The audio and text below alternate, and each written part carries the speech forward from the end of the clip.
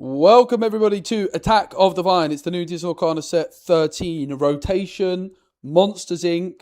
Hopefully a big exciting set for Disney Arcana. We all know we need one. Thanks to Card Market, the channel sponsor.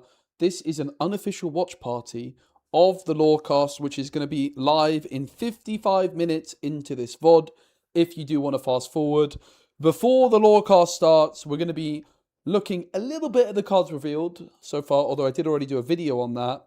So probably mainly, actually, what we're going to talk about is rotation and what cards are rotating out. I haven't really been doing any Lorcana streams recently, so excited to talk with the community about how they're feeling about everything. I've enjoyed set champs. I got myself a Woody with a pretty jank deck. Admittedly, I don't think core constructed set 12 is a very good format. In fact, I would go as far to say quite confidently it is the worst format in Disney Arcana history. Honestly, it's bad. Like, we need a big rotation here. Obviously, the game's doing like really, really well with collectors, which is great. And I actually enjoyed Infinity quite a bit, but my goodness, core constructed, I'm not too impressed by the gameplay. Let me know what you guys think.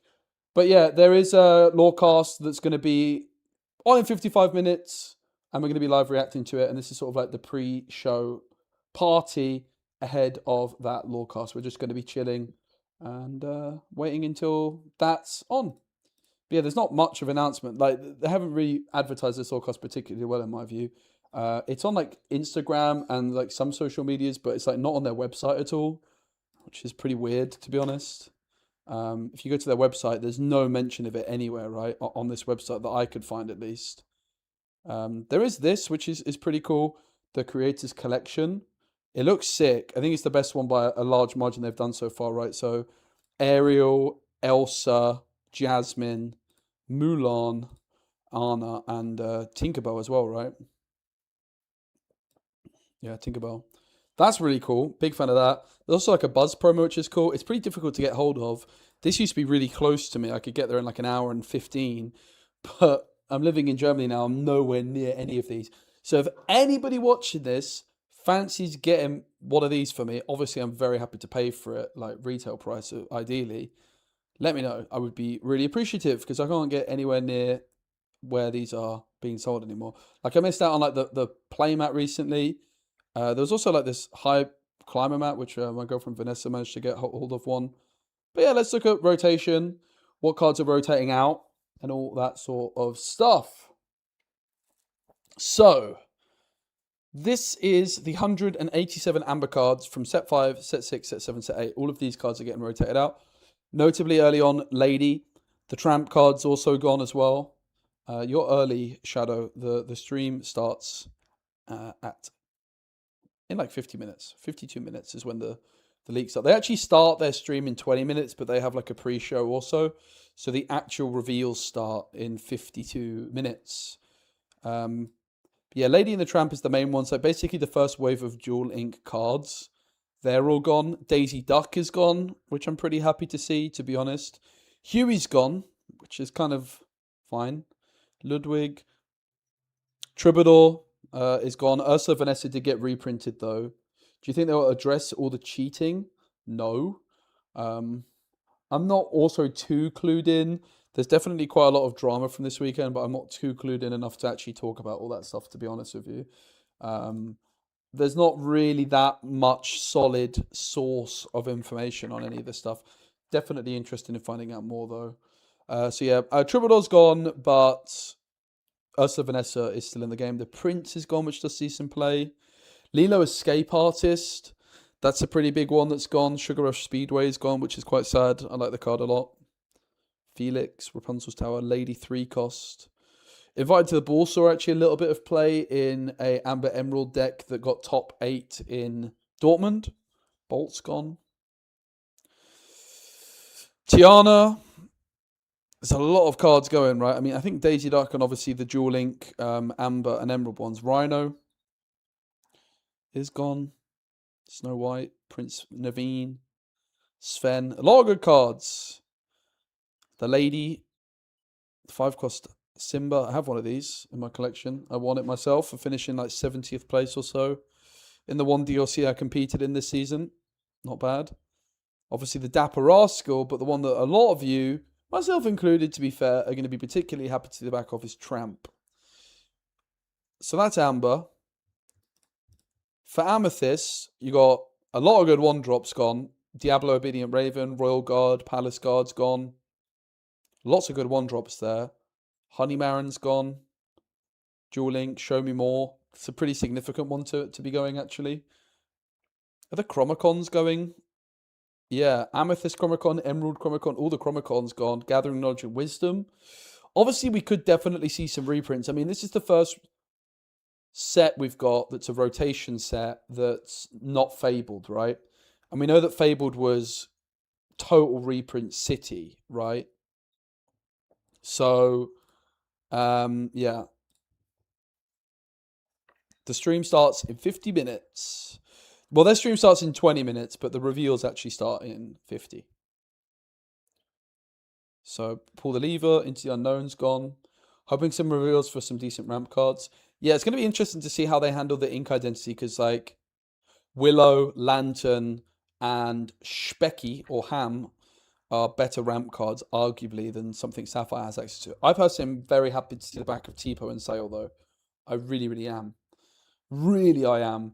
I think what Lorcana really needs to move towards is less generically good cards and more high synergy cards, right? And so far, hey Casey, so far the reveals from this set are a definite step in the right direction. But Tipo and Sale are kind of like the epitome of everything that turns out to be a little bit wrong with Lorcana game design, where you just have these like cards that are just so good that they just kind of like, what's the point of playing anything else for a lot of decks, right?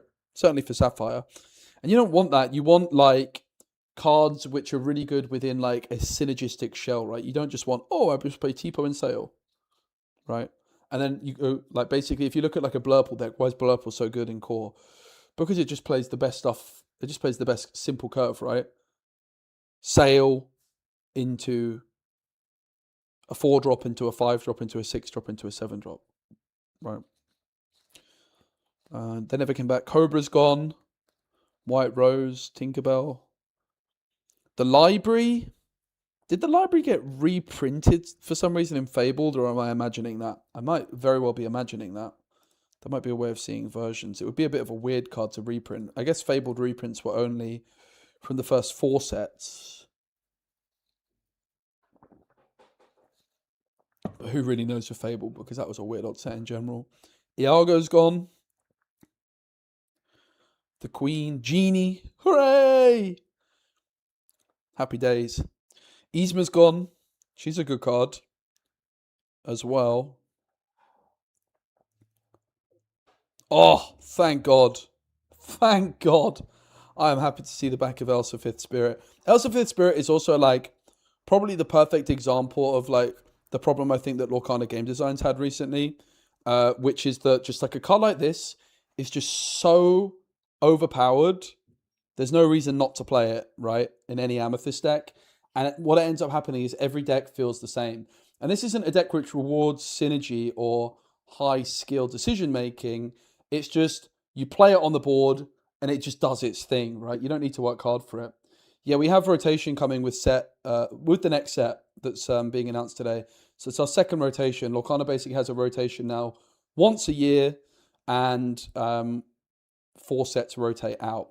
So basically, set 8 to 5 are rotating out, and now we're just going to be set 9 to 12, which we already have. They're still going to be in it. So like from Fabled to the most recent set, and then set 13 is going to be the first one in the sort of like new rotation, if you will. It's a really needed rotation, though. I'm really excited for it. The previous rotation was handled pretty badly overall, short notice. The reprints were kind of weird with like Under the Sea, and overall the meta for Fabled, I think, has been worse. You know, like this past rotation, the gameplay in core, I think has been at an all-time low, unfortunately. Hi, Specie, or what do I call you now? I don't even know myself. Call me what you want, mate, to be honest. Top 3 favorite cards. When you say favorite, I guess the question is, do you mean cards that I'm happy to see getting rotated out? Because for me, Specky, of course. For me, the card I'm most happy to see getting rotated out is probably Elsa. Then it would be Sail, to be honest. Or maybe Tipo. But yeah. It's just like these cards. I mean, like, if you look, this is just a perfect example. I said it already, I'll repeat myself. Perfect example of a card I'm so happy to see the back of. And I really hope that Ravensburger design team kind of learn from the mistakes of the past, right? Like, I think that the game was like really well balanced early on, and just something went wrong at some point, particularly when rotation happened, like the balance of rotation. And I think also, like, you've got to look at Fabled and recognize it was a weird old set. There's a lot of rumors that Fabled was never really supposed to happen in the way that it did, right? The evidence we have for that is there was like this Christmas themed set that released in February, right? That's kind of like the biggest suggestion that that might be the case. Who really knows, though? But because with the Lorcana mechanics, the deck building mechanics, right, there's not restrictions in place. You have a lot of freedom, right? You put one color with another color, right? What that means is it doesn't, and you've got a 60 card deck, right?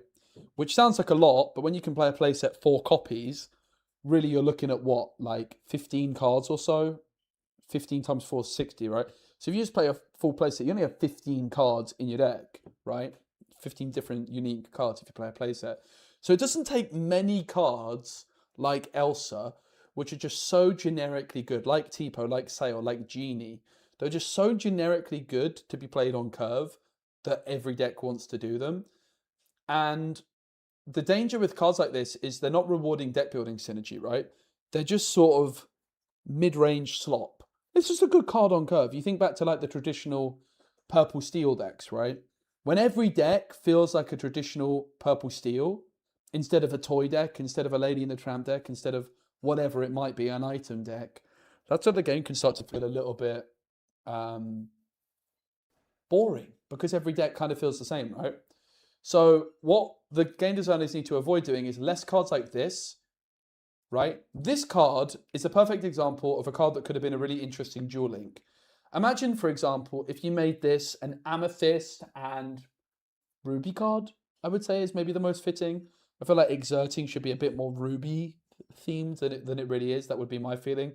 The fact that Amethyst gets Exert alongside all these other stuff has always felt a little bit odd to me.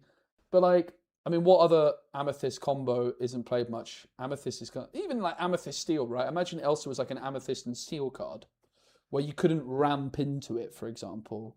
That would be feeling a lot better. Would it be played in every Amethyst Steel deck? Of course it would, sure. Would that, you know, I'm not saying it would like be the perfect balance wise, but my point is that if you have like really generically strong cards like this, and they're not restricted in dual link either, you very, very quickly find yourself playing against this card in every deck. So, totally good and fair before rotation. Yeah, I mean, I will say, Thung, it was always a card that was really, really strong. It was always a card that was really strong. And look, the game's still very early in its life cycle. I think the game devs have actually got a really difficult job to do because of the lack of restrictions. Like, it doesn't take many cards like this to be really good, when then suddenly, like, I don't know, you look at like the latest like dwarf cards and suddenly you're like, yeah, okay, we're just not going to bother playing those, right?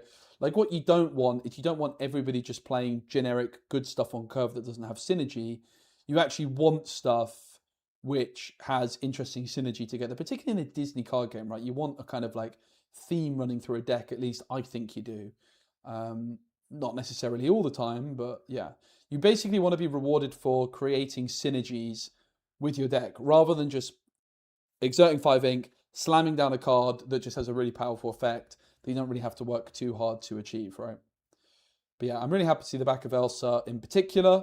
The other big Amethyst one is Genie, obviously, I think, that catches the eye. That's sort of like a similar thing. Library going is very noticeable.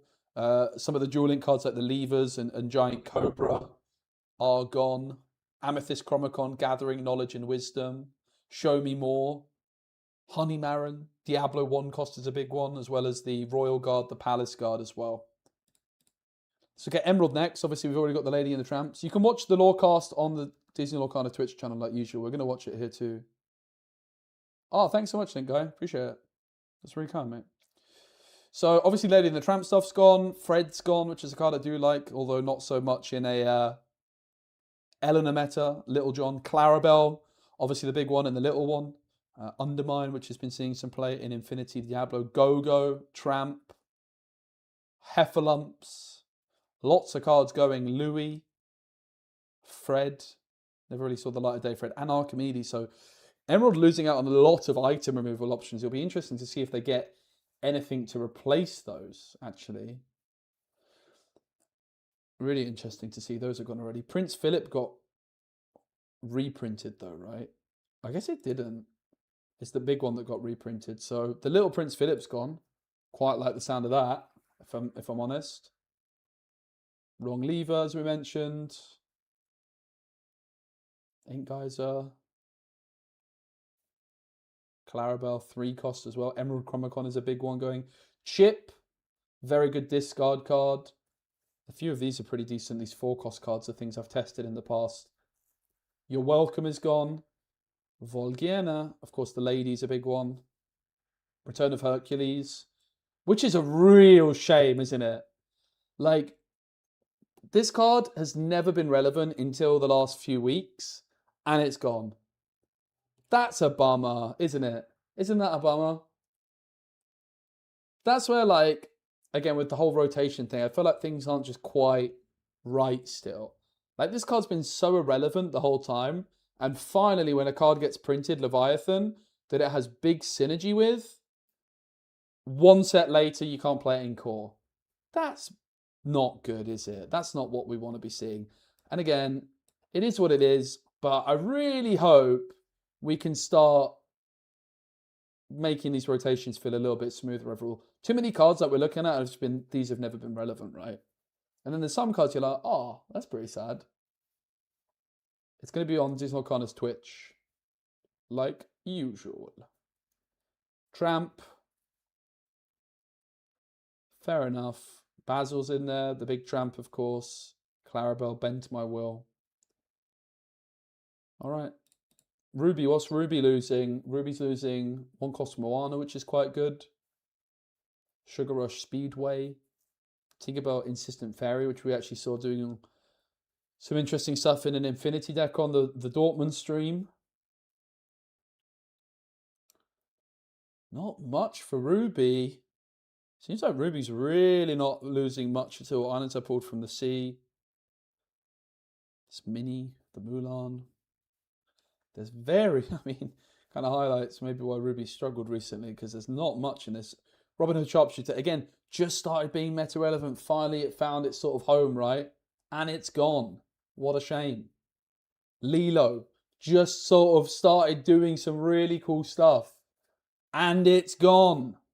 Bummer. I feel like these things could have been better planned, perhaps. I don't know. It feels bad, man.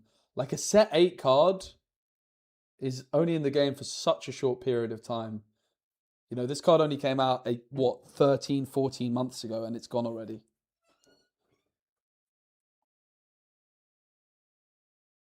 Bit of a bummer. Yeah, that's the big one, isn't it? The Half Shark.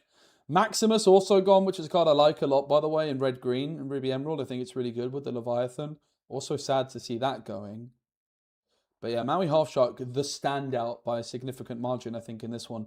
Robin Hood and Lilo, definitely honourable mentions.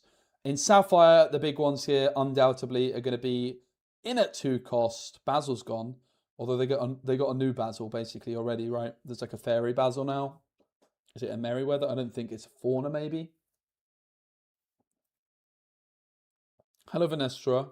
How's things? Oswald's gone. Sapphire Coil. Sail, hooray. Tipo, Chicha. Vision of the Future. Whew. Into the Unknown. Belle. Pleakley, Alice. Jasmine. Clarabelle. Kida. Scrooge. Scrooge is a big one. Wasabi's gone. 4-cost Scrooge. Like the 5/5 guy. Baymax is quite good. King Candy. Merlin's Carpet Bag.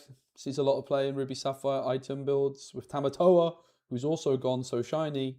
Well, he's actually happy as a clam. Kuzco, Mufasa, Bell.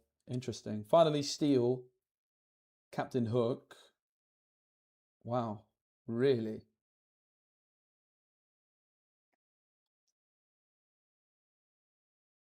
Damn, okay. That's interesting. The first reprint card we ever had is now rotated out. Can you believe that? Isn't that interesting? Wow. So this guy's been rotated out twice. I guess he never got rotated out, but Captain Hook's gone for the first time ever. Mulan, Mickey. Some pretty good one drops there for Steel gone. Nathaniel Flint never really saw too much play. Calhoun's gone. Doc. Although if you saw my video, you'll know that there's a Doc replacement already in action form of Doc. Seven Dwarfs Mine. Desperate Plan, a card I like. Cobra. Yafar. I played this for my Mickey, not my Mickey, my Woody winning deck this weekend. John Silver's gone. Pete. Rhino. Pluto. Namari. No, my boy. Gantu's gone. Love that card. Not so much recently, but a really good card. Wreck-It Ralph, the only legendary I've ever revealed in Disney Arcana history. Sad. Vincenzo, Beyond the Horizon. And Big Mickey. Never saw any good Treasure Planet cards. There's been a few, but yeah. Definitely I'm looking forward to the LORECAST. So content creators usually are privy to some early information on these LORECASTs so they can like prepare content. I am now choosing not to watch those early, certainly at the moment, because I just like finding out actually what's happening when watching these LORECASTs. So I can speculate with you guys, find out all the reveals, react to it live. I've been doing content creation for card games for many a year, and I realized I used to do like Gwent playtesting. So like a Gwent set would be coming out, but I would be playtesting the cards like 3 months before it came out, and it kind of ruined my hype. So I decided to not watch the press conferences early and instead just enjoy all the news with you guys. So we can open the Twitch Lorcana channel, and soon things will be kicking off. Yeah, I watched the DLC. It was a fun one. It is worth mentioning, usually they have like quite a bit of preamble. Oops, that's the wrong way. They do have quite a bit of preamble, so I don't believe the actual reveals start for a good 30 minutes or so, but we'll certainly tune in to see what's being discussed. Hope everyone's doing good. I'm currently working on a fun video called Weird Card Games Coming Up, or something like that. Weird upcoming card games is the general gist of it. I could give you guys a little sneak peek of the best one. You guys want to see the one that actually looks sick? It looks so cool.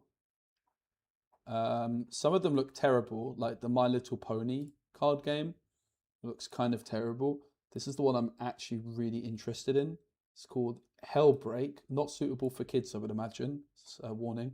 There's nothing rude here, but it is like a horror film card game. So it's got a Universal license. And I mean, all you need to know to be sold on this, not sponsored by the way, this is just part of a video I'm working on, right? I'm looking at like 6 upcoming card games. The starter set is flipping, does it say it here? No. The starter set is Jaws versus Dracula. Like, what? You get a 2-player starter set, which is Dracula versus Jaws. I mean, if that's not enough to be sold, because I heard that, I was like, okay, that sounds fun. But then I started reading about the gameplay, and oh my goodness, the game looks actually, honestly, cracked. It's very similar to like Star Wars Unlimited gameplay, but with quite a bit of extra depth, I think. So I haven't played it yet myself, but I'm really interested.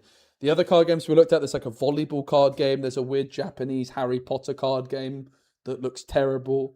There's some card game that started off as an NFT collection as their brand. Yeah, we did Power World as well. Power World looks fine. Played the Hellbreak demo. Yeah, it looks like Star Wars Mechanics, Star Wars Unlimited, which is a really good thing. It basically, my conclusion on Hellbreak Mechanics is it's like Star Wars Unlimited, but with a few extra layers of interest, which for me is a really good thing. They really need to stop going live with the old title, because everybody that's going to be getting notified is going to get that as the title. I don't understand how. Look, tune in now for day 2 of Lorcana Challenge Indianapolis. Guys, it's... Come on. I'm also like really surprised we're not seeing Ravensburger stream to YouTube for these events, man. It's leaving so many views on the table. So if you look at Riftbound this weekend, for example, Riftbound and Lorcana had pretty much identical viewership in terms of, there's no audio, by the way, in terms of Twitch, but then Riftbound just had like 6,000 viewers on YouTube. Is it not Tuesday today? There's a DLC question mark. See? It's like, maybe change the title before we go live, guys. Did the stream end? I think the stream ended. I'm so confused, bro. What are we doing here? Indie company.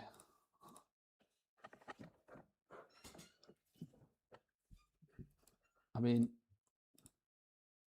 I really wish the Cyberpunk TCG looked less AI artistically. I don't think it looks AI at all. It's definitely not AI in any way. That's for sure.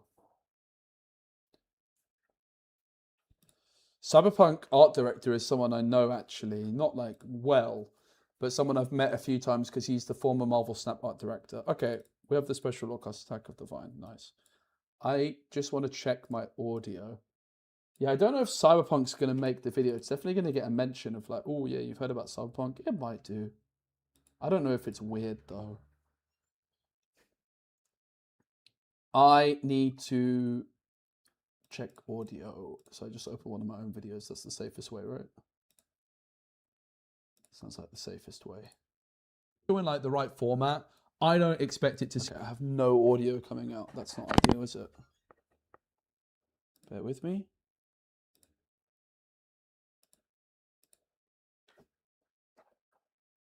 See much play though.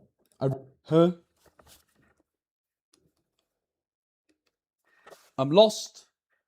Why do I not have audio coming out of my headphones, bro? Headphones. Really don't.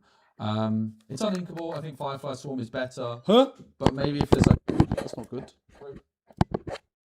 So where there's like some real specific threats that you want to be dealing with, you could do that. Just have to have it coming out. If it was inkable, we would be absolutely cooking. But as an unink, seems a bit... I guess we're having it come out of the TV. Sorry about that. I think it should be fine. There's no audio on here currently.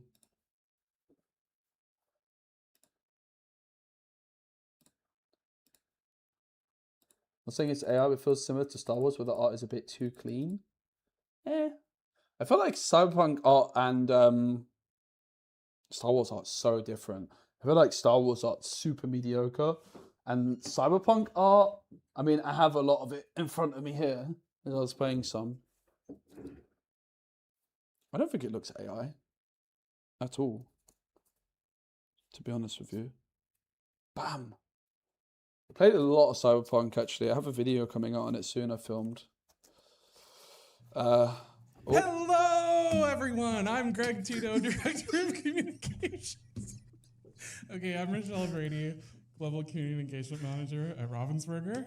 Greetings and salutations. Me, your boy JDZ, and we are back at it again with another special LORECAST, Michelle. After a very special weekend, we have returned. Yeah. And it's been such a good time hanging out with you over the weekend. It was such a good time. I don't know. I would just repeat exactly what you said. Yeah. But I had fun just hanging out with you. Getting to be back at Challenge this weekend was awesome.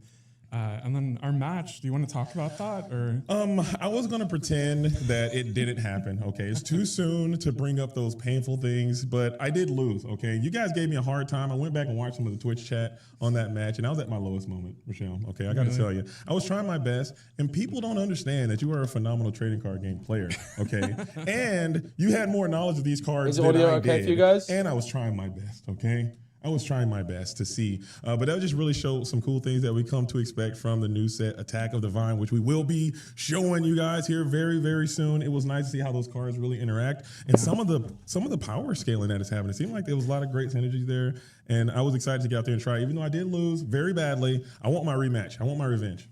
yeah, like one of the just the coolest things, I've talked about before that I love Flynn Rider and Rapunzel, and so getting them together on a card where they team up, and then just being excited about with the special LORECAST, what other teams we might see. Yeah.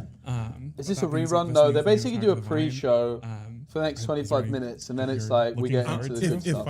If I could see team with the team up thing, okay. Like you said, there's so many different opportunities. There's so many different very classic teams that you can have. If we get a Mickey and a Mickey Mouse and a Minnie Mouse, can you imagine if we can get a Donald Duck and even a Goofy together? It's just so many different unique patterns that you can connect, and maybe even there's a world where you can put in two characters who maybe you've never met in their own IPs, but in the realm of Lorcana, they came together for some type of thing, like we saw in the previous set, or I say previous set, the current set, for a few more moments. We had the Peter Pan and you had the Pegasus, and they kind of had this connection. Maybe there could be something like that with this team up thing, like these really cool, unique identities and cool, unique things. It's just so impressive, how far and how creative you can be. You're only limited by your own imagination, and the storytelling and the aspect and the creativity is just really nice to see that they're pushing it to the limits, not only mechanically within the game design, but also in terms of just the art and the interpretation of how these characters can be represented. It's really nice. Yeah.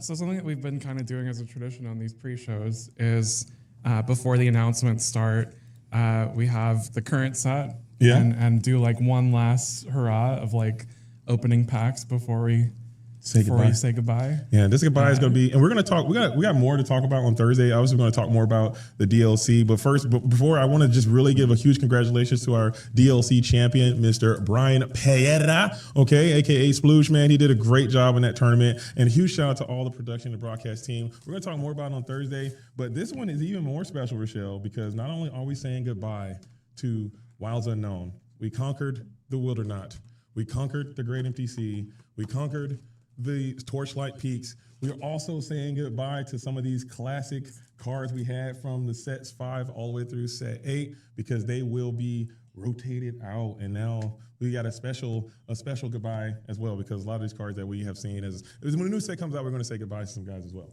Yeah, and that'll we'll get into more of that, and especially I think you've brought it up, and some other people in the community. You've mentioned wanting the audio levels are quite off. Kind of get another send off like we did last rotation. So we'll do that on a weekly LORECAST. Say goodbye. Say goodbye to some of the old friends with Core Constructed. For sure. You guys got to get into the comment section and tell me some of your favorite characters or cards that you're going to miss from this next rotation going into Core Constructed. I think that'd be cool.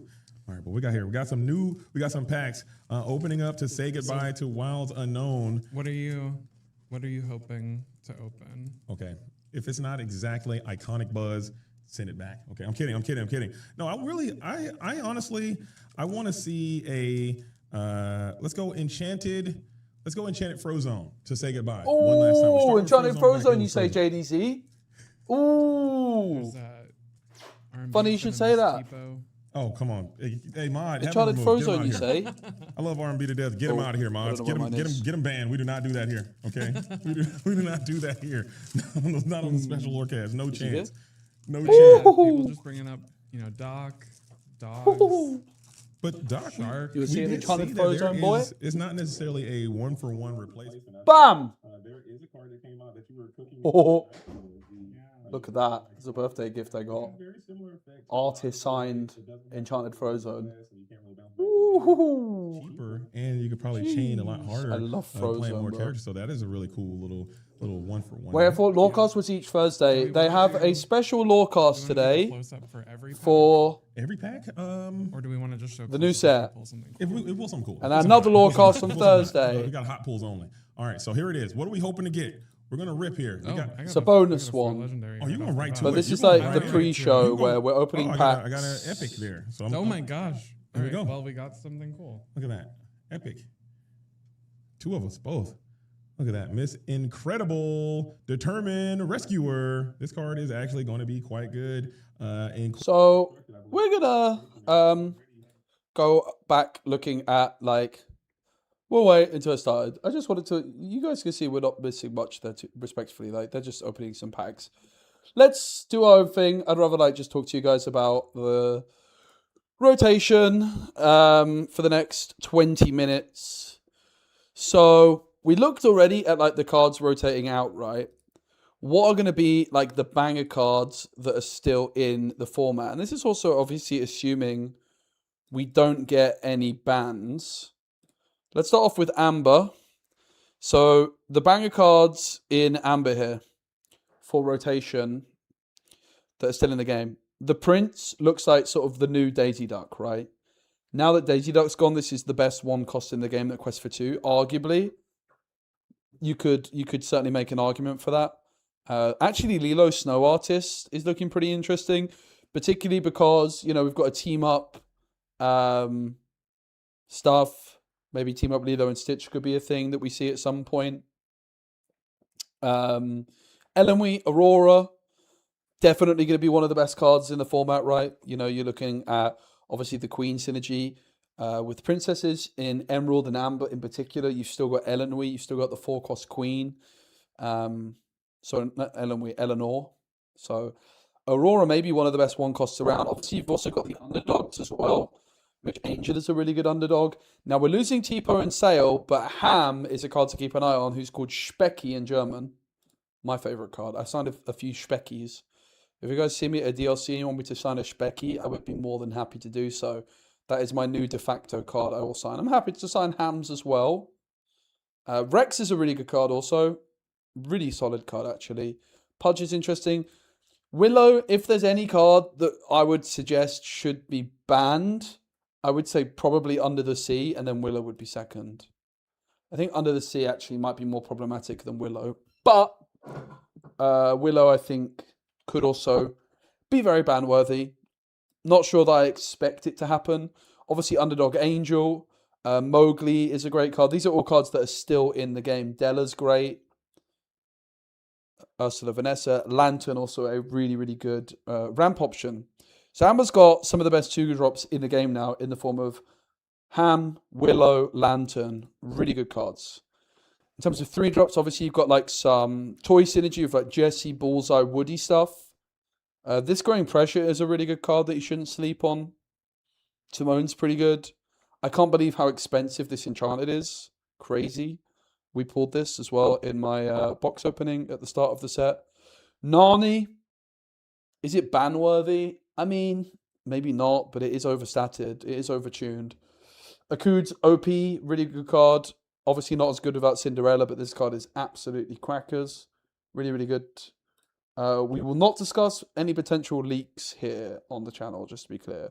I will only talk about cards that have definitely been revealed officially.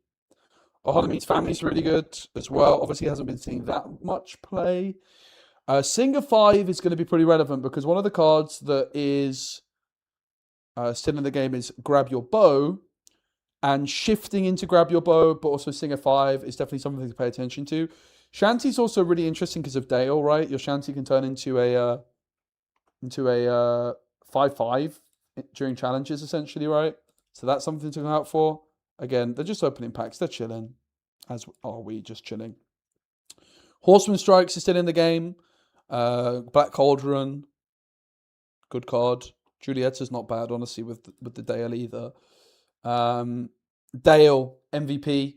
Mickey's obviously very good. Chief Poetan. But yeah, Dale is busted. Utterly bonkers card. Feel like it maybe should have been uninked, to be honest. But there we are. I do like the card. Not against it. It is really, really strong, though. You've got Ariel, Daisy Duck, because it got reprinted. Is actually a really good card. Very underrated. Chip, the 4 cost 3/2 in Emerald is getting rotated out. So that's not irrelevant by any stretch. In at 5, you've got a 6/7 Prince Eric. Always worth mention. Always got to be on the lookout, guys, for cheap Pocahontas units, because this card is really good. It's just waiting for a shift target.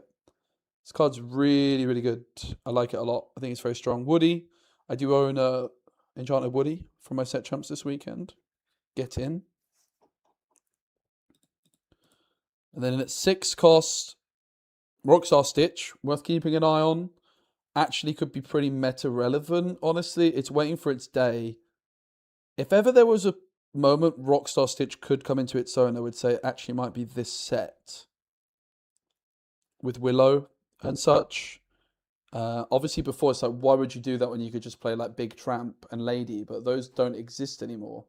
So a Rockstar Stitch deck could be a real thing. Obviously you've got Lilo Rockstar as well. I've actually got this enchanted too. In at 7 you've got the Surfer Stitch. Look at this family, which Zan Syed was playing in Amber Steel in Infinity, interestingly, recently. Of course, Raging Storm, Circle of Life. So there's a lot of powerful Amber cards. Amber looks good, doesn't it? Will-O-the-Wisp, very cracked card, but we did lose the 0/1 Diablo. The Sleepy is pretty good with the Dwarfs. I would love to see more Dwarfs, especially because the first set have rotated out, right? We're losing the Dock and all the others. And there was some interesting like Dwarf synergy stuff going on. One thing I really, really, really want to see more for Lorcana is like, I don't want to see one and done mechanics, right? They pushed some Dwarves. They pushed this Snow White card. It's almost a good deck. Give us more. Don't just stop. I feel like they are going to stop, but please just give us a little bit more. So we'll have to be on the lookout for some 7 Dwarves. I think we can all agree that would be a lot of fun, and that's the kind of thing that we want to be seeing. Again, we've got how long until? We've got 13 minutes until the reveals actually start. They're just opening packs, chilling at the moment. Olaf, it's a pretty good card. Rafiki still in the mix because he got reprinted. This Frozone. This is an example of a card I wish we just never get. Like, this card has actually been like the card. Every time I'm opening it, I'm really disappointed. Awesome character. It's Winter Spell Frozone. It's awesome artwork. And yet, the card is just so underwhelming. Like, why? I don't want to say it's a lazy design, but it just feels like in Lorcana, we just have way too many cards that are just like...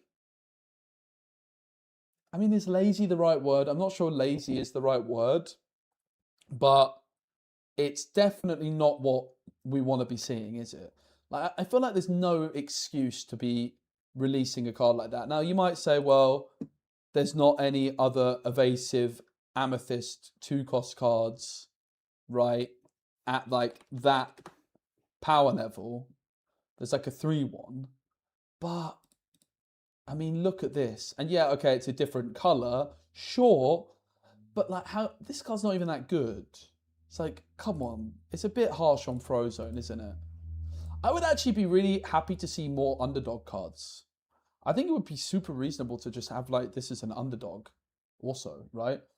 Why should we only have one underdog in each ink color? Why could Frozone not have been made an underdog? If it was an underdog, I would be super excited about that. I was like, okay, that's awesome. That's really cool. And instead, it's just pack filler at the end of the day, right? Like, this has no business. Yes, okay, fair enough. In like sealed, cards have a place in sealed, right? But, and yeah, like, okay, to be fair, if you add an extra willpower, it deserves to be unink. But when you just like look at this card and you compare it obviously to White Rabbit and you compare it to Go-Go, it's a card that's been irking me quite a bit. I just really don't want to see cards like this that are just so bad. Just give it something. It doesn't need to be good, but just give it something, in my opinion. Like, I'm sure I'm not alone in feeling that way. What else have we got here? We don't need evasive. But we've still got an Amethyst. Christopher Robin, great card. Pocahontas is really good. That's for sure. The Junior Woodchuck Guidebook still in the mix. Cuzco got reprinted. Sneezy's really good. I played Sneezy this weekend. Really good card. 3/4 stat line. When you play this character, chosen character gets +1 lore this turn. Really solid. I really hope we get some more dwarfs. I really, really do. Because there's this right behind you card, which is pretty cool. Draw a card. If you have a 7 dwarfs character and a princess character in play, you may play a 7 dwarfs character for free. Please give us more dwarfs. Obviously, we're losing Doc, losing Happy, like the first set of dwarves. So please give us some more. I really want to see it. Edna Mode's a pretty interesting card to keep an eye on, like the super synergy. When this character quests, your super characters get +1 lore this turn. And when you play this character, you may return chosen item with cost 2 or less to its player's hand. If you do, its player draws a card. Definitely not bad. Cheshire Cat. Personally would like to see it get banned. Don't like the card. It's a similar card in the sense of like Elsa of what I was moaning at. It's just too generically good. It has absolutely no business being a 3/4 that's inkable. It's so overstated, and it's in a similar way to Elsa, like quite a toxic kind of effect to have attached to such a generically good card. This card should be like a 2/2, and I'm not kidding. Genuinely, it's so overtuned. It's unbelievable. Certainly a 3/2, I think, would be fair. Like, it is my least favorite card in Disney Lorcana, actually, by quite a distance. If I could pick one card to ban, I think I would go Under the Sea first. I would probably go Willow second. Maybe I would go Cheshire Cat second. Don't like it. Do not like it at all. Dash is really good. Better than I thought it would be, actually. Been pretty impressed by it. Sven is still a great card. We've got Peter Pan's Shadow in the mix as well. Dolores Madrigal got reprinted. It's a really good card. Really, really solid card. Dumbo's obviously still around. Mrs. Incredible is really good. Louisa Madrigal's solid. Don't Be Nervous is another card. I'm pretty excited about the rotation, though. Hades, I really, really am optimistic. I'm really optimistic. Damona's still there. And so far, the card reveals we've had have been great. Alien, RC, and Emerald. Finnick and Webby. Merfolk and Bobby. Pegasus. Hidden Cove. Buzz and Lyle. Buzz Arm is really good, by the way. Great card. Squeaks is a cool card with Dale, by the way. 4/4 evasive. Oof. I did do a bit of testing for that in Infinity. Didn't quite work out, but I could see it definitely being good enough for core. So they got reprinted. So did Sun and Chill. Lenny. The Buzz is quite good. The Huntsman's really good. Really, really good card. We've obviously still got Snowfort. Again, Emerald lost its item removal in the form of Fred and Archimedes, so it'll be interesting to see if they get anything to replace that. Helga's a really good card that slept on. Eleanor and the Queen are going to be really powerful, especially in Amber with Aurora and Willow, of course. Webby's still there. Genie's been proving to be pretty good. Todd is a great card. I actually did quite a lot of Todd playtesting in Infinity as well. I think the card's extremely solid. Chernobog's a good card. Cusco got reprinted at some point. Probably a lot of these are going to be too expensive. Max Goof's actually still in it.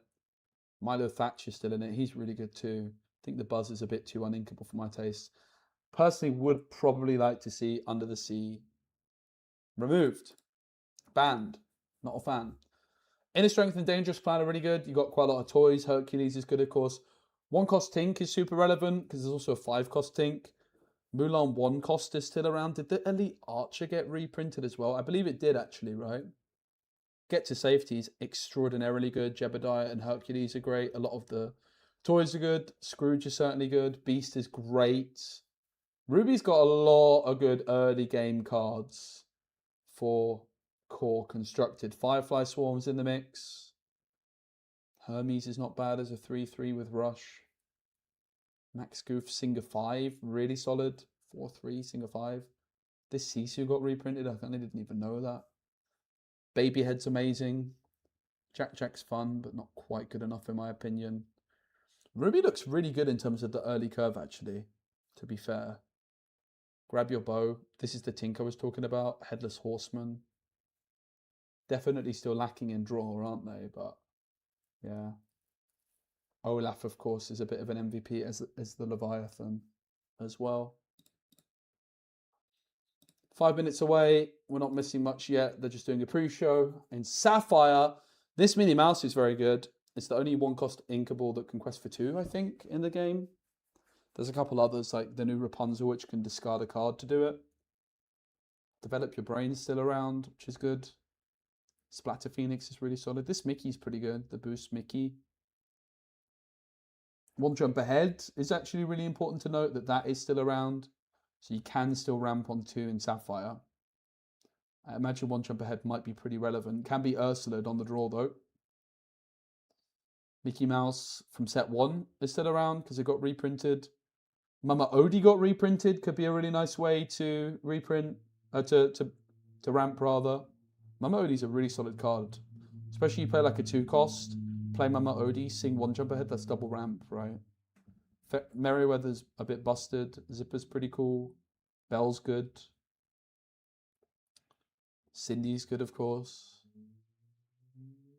Pete, Moana, Scuttle, Aurora I quite like in some formats.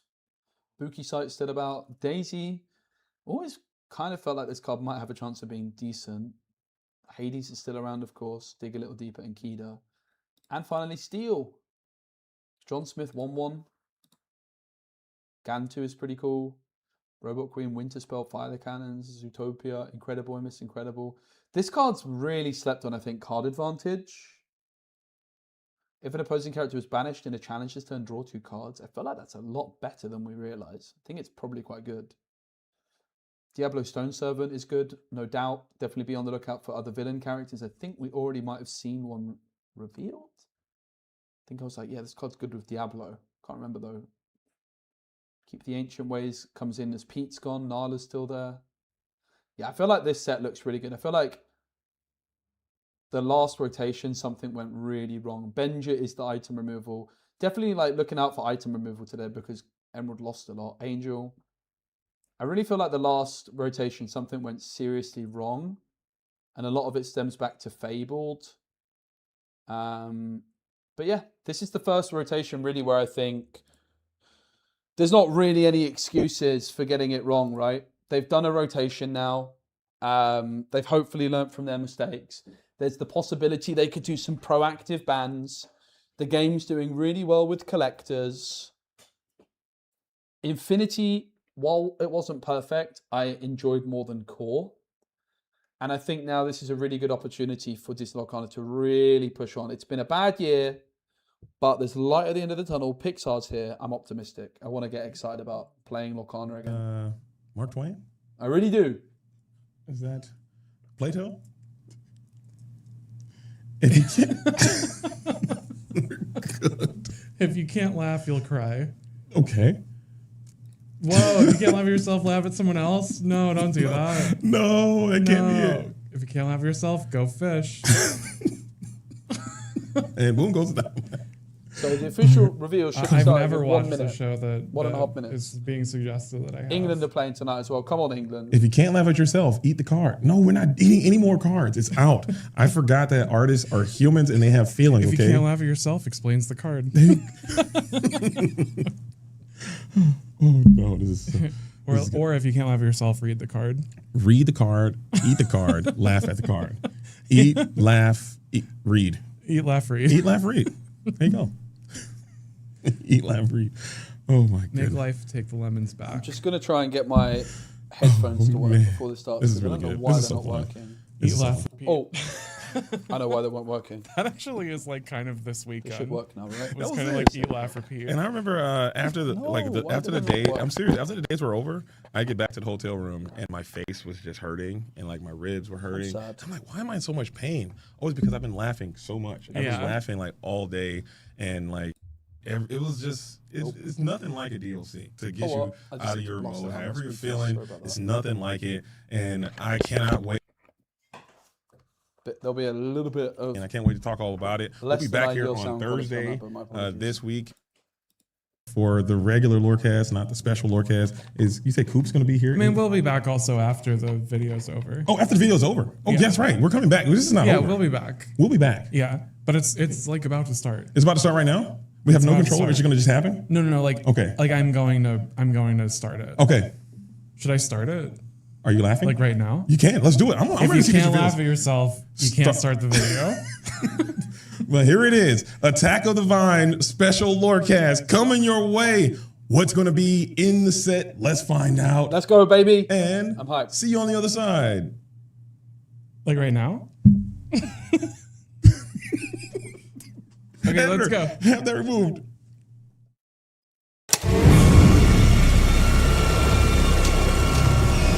Adventure is out there! Watch your back. The vines are creeping ever inward. It's up to the intrepid Illumineers and Glimmers to carve out a path. Attack of the Vine! 100% organic panic.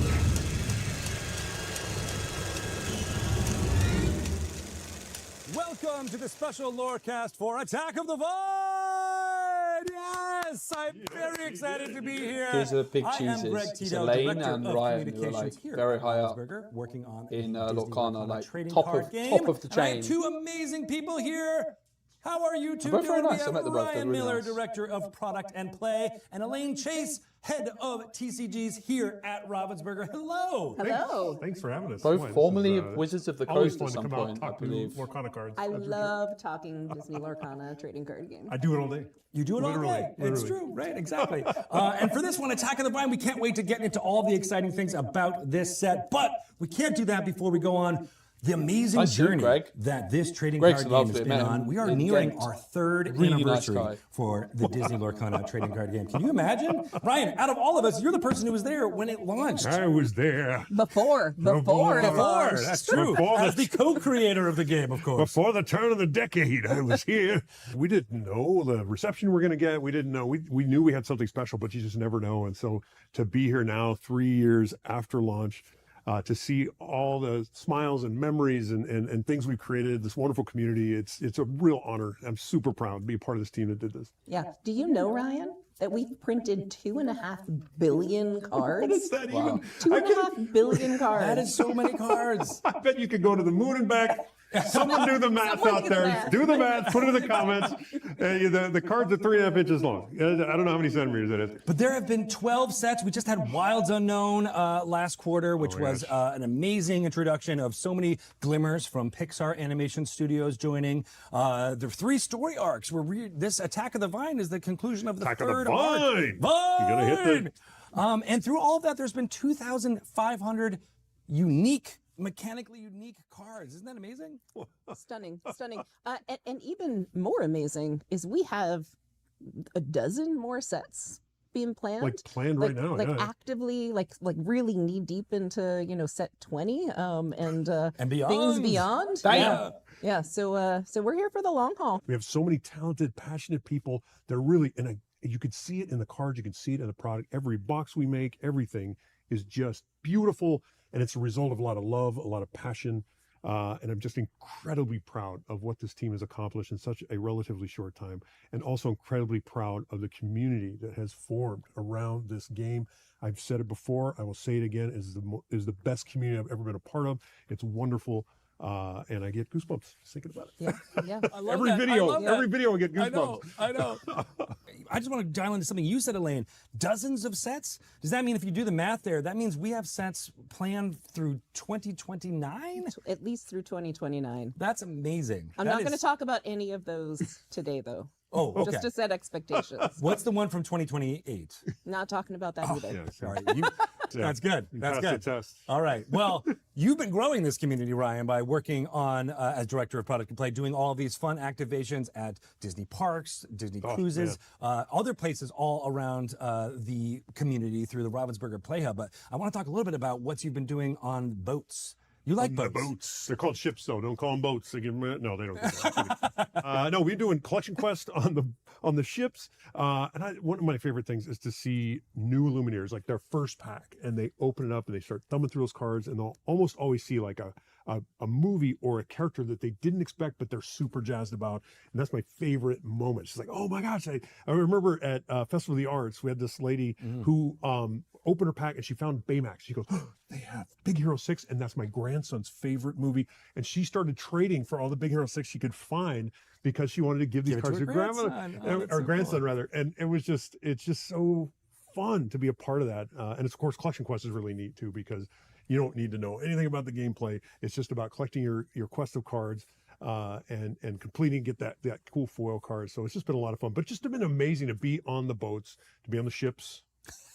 And we'll be able to experience that one day, and as will so many other members of the Disney Lorcana community. Perhaps we'll see. We've got plans. We've got plans. we got secrets about that, but I love that you're working on it, and we can't wait to reveal all of the fun activations. Epcot International Very Festival cool. of the Arts was so fantastic. Fun. It was wonderful. So many folks. We had a line. It was amazing. It was really cool. So for me, the most impactful thing of that was watching new fans and the existing fans come together and just like share their passion, both for Disney and then for this newfound shared joy and fandom for Disney Lorcana, right? This is what I'm talking about. It was amazing, right? So you'd have that new person who opened up, was like, oh my gosh, what is this? And then you'd have the existing fan right there next to them being like, oh, let me tell you all about it. And there are folks that chose to spend like their entire Disney day just going around with all the other Disney Lorcana fans and trading and talking and meeting people. Like, you have so many things you could choose to do when you're at Epcot, right? Like what else could you do? Like lots of things. And the fact that people are choosing to spend their valuable time, interacting with other members of the Disney Lorcana fan community is it's so impressive and it's truly amazing. a gift Again, and honor. the best community, like the most welcoming. And we are bringing that in microcosm to stores, to every store that is a part of the Card reveals. During these pre-release moments. So Wilds Unknown had an amazing pre-release box. So many great stories of people enjoying their time, opening those up, having these events, having some collection quest type of moments that some of the stores were able to do and put together. And we're encouraging more and more folks to do that. But what was the impetus about getting those pre-release boxes and how it's going to continue here with Attack of the Vine pre-release? Yeah. So, pre-releases are the most exciting moment of any new trading card game set release, right? Like, it's the time where you can get your hands on the cards for the first time. You have that shared discovery moment of you open up your stuff and I open up my stuff and we get to see what everybody has. And you get to play with them for the first time. Like, it is the most exciting moment, right? And really treating that moment with, making it the most exciting thing it can be, while having this pre-release box that's a little microcosm of this set that you're entering, right? That it's got little bits of flavor, and it's got all the cards in there, and there's the promo cards in there, and then you wrap that up with this wonderful social experience in the store, which is kind of the heartbeat of the Disney Lorcana player community, right? Is your local store, your local Ravensburger Playhub store. Putting that in there and having that be the most exciting moment. On July 17th, that's when the Attack of the Vine pre-release is. You should sign up for an event right now if you can on your Ravensburger Playhub store for July 17th. That's to be the first time you're going to crack open the pre-release box for that set. We'll be giving a lot of details of what's in that box later on. But I wanted to ask you all what you think of the Ravensburger Playhub in general, and how that is not just, you mentioned it was the lifeblood of the community. And I think that goes to the Playhub as well. Yeah, it really is the Disney Lorcana trading card game players clubhouse, right? It's where they go, it's where they hang out, right? It's where you all hang out, right? It's that place where you can go every week and hang out with other fans who celebrate and love Disney just as much as you, and love the Disney Lorcana trading card game just as much as you, right? Ravensburger's mission is to create moments that matter and to connect people, right? And the Ravensburger Trading Card Game Studio, our mission is to bring people together by celebrating their shared fandoms, right? That's what we're all about. Yeah. And you can really see that happen in your backyard, in your local game store, in the Burger Play Hub Network. Yeah. Yeah. And at these bigger tentpole events, you mentioned Challenge. We had a fantastic year of challenges over the 25-26 season. I'm sure you all noticed that over this last year, the shows kind of got bigger and better, each one we went to. Yeah. And that really is one of the strengths of running this big global event circuit like this, is we get to try things, see what works, try something else new, see what works there, like take our learnings and keep making things better. And as we go into next year, you'll see us try a whole bunch of other new things, right? So there's a lot more, innovation, evolution, bigger and better to come. Just like all the cards, we're putting so much attention to detail in that season. You're going to hear more about all the fun things that are happening with Disney Lorcana TCG at Gen Con and at D23. Elaine, I know you and I are working really hard on what's going to happen there. Yeah, I am so excited about the news and information that's going to come out there. I'm not gonna say any of it right now. See, it's hard. But It's hard. It is really hard. But there's some choice stuff in there. I'll just say There really is. There really is. Yeah. I can't wait. D23 is going to be amazing. And then, of course, Online client? for the challenges, Ryan, I know your team is working really, really hard on what's going on with Disney Lorcana Challenge. Oh, yes, Greg Tito. Very hard. That's a little sinister. Ooh. Well, thank you, Elaine, for dropping by to come and talk about all of this. Thank you, Ryan. You'll be back on a little bit later. I can't wait. There's so much more to talk about with Attack of the Vine!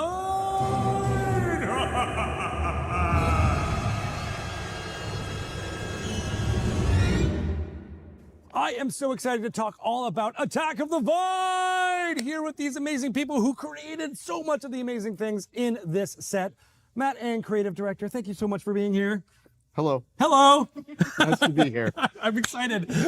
We have Nicole Smith. Hi. Hi, thanks for having us. You work so much on this narrative. Yes, we have a lot to talk about, a lot of cool story stuff going on in this set, so we have a lot to get into. I can't wait. And then, of course, Lucas Litzinger, good to see you. Good to see you back here on the main stage, I guess you could say. That's right. And this set is so fun. I can't wait to discuss. It is Attack of the Vine, as we've been saying. It is at pre-release July 17th, available everywhere July 24th.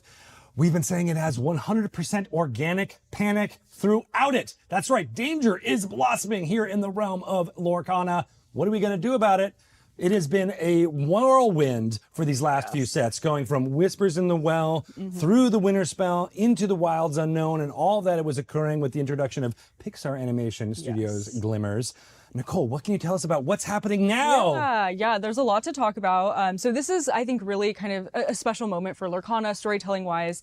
This set, we really saw the Vine kind of starting back in Winterspell. So there's been kind of this threat in the background that's expanding and growing throughout Wilds Unknown. You see how far the Vine has reached throughout the realm. And set 13, Attacking the Vine, is going to be where you as an Illumineer are gathering your team of Glimmers to put an end to this threat once and for all. And so there's a mystery to unpack, and we'll talk more about what that looks like and how it's showing up on cards as we get into it. I love that. I love that this Vine is weaving through everything. Yeah. And the Glimmers have to try to do something about it. That's super fun.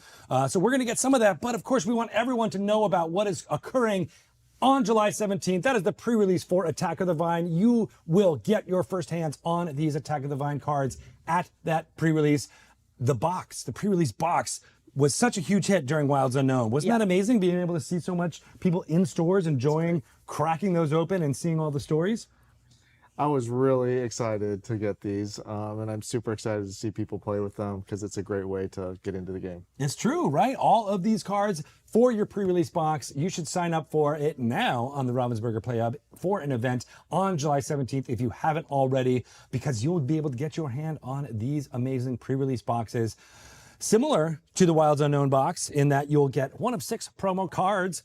They are being shown here. They look amazing. They have lots of great vibe and stronger together aspect going on with them, as well as the amazing border that was designed by Shane Smith, making these feel even more amazing. Of course, there's also cards that show a little bit about the story that's happening with Attack of the Vine. We have really, really great new franchises, new characters coming from Pixar Animation Studios, including this card. I think everybody's been really, really waiting for some introductions of new cards that's coming with Attack of the Vine. And so we have this one. What can you tell us about Carl Fredricksen? I will throw it to you, Nicole. No, I can start us off. I love the Up franchise. I don't know if anyone else can get through the movie without crying. I certainly can't. But I think that this, having Up kind of as a debut franchise in this set, is such a great thematic fit. You can see on that card there, like, we have so much about adventure and exploring locations, and kind of this vine is a threat that's really expanded throughout the realm. And so Up as a franchise is allowing us to do a lot of cool storytelling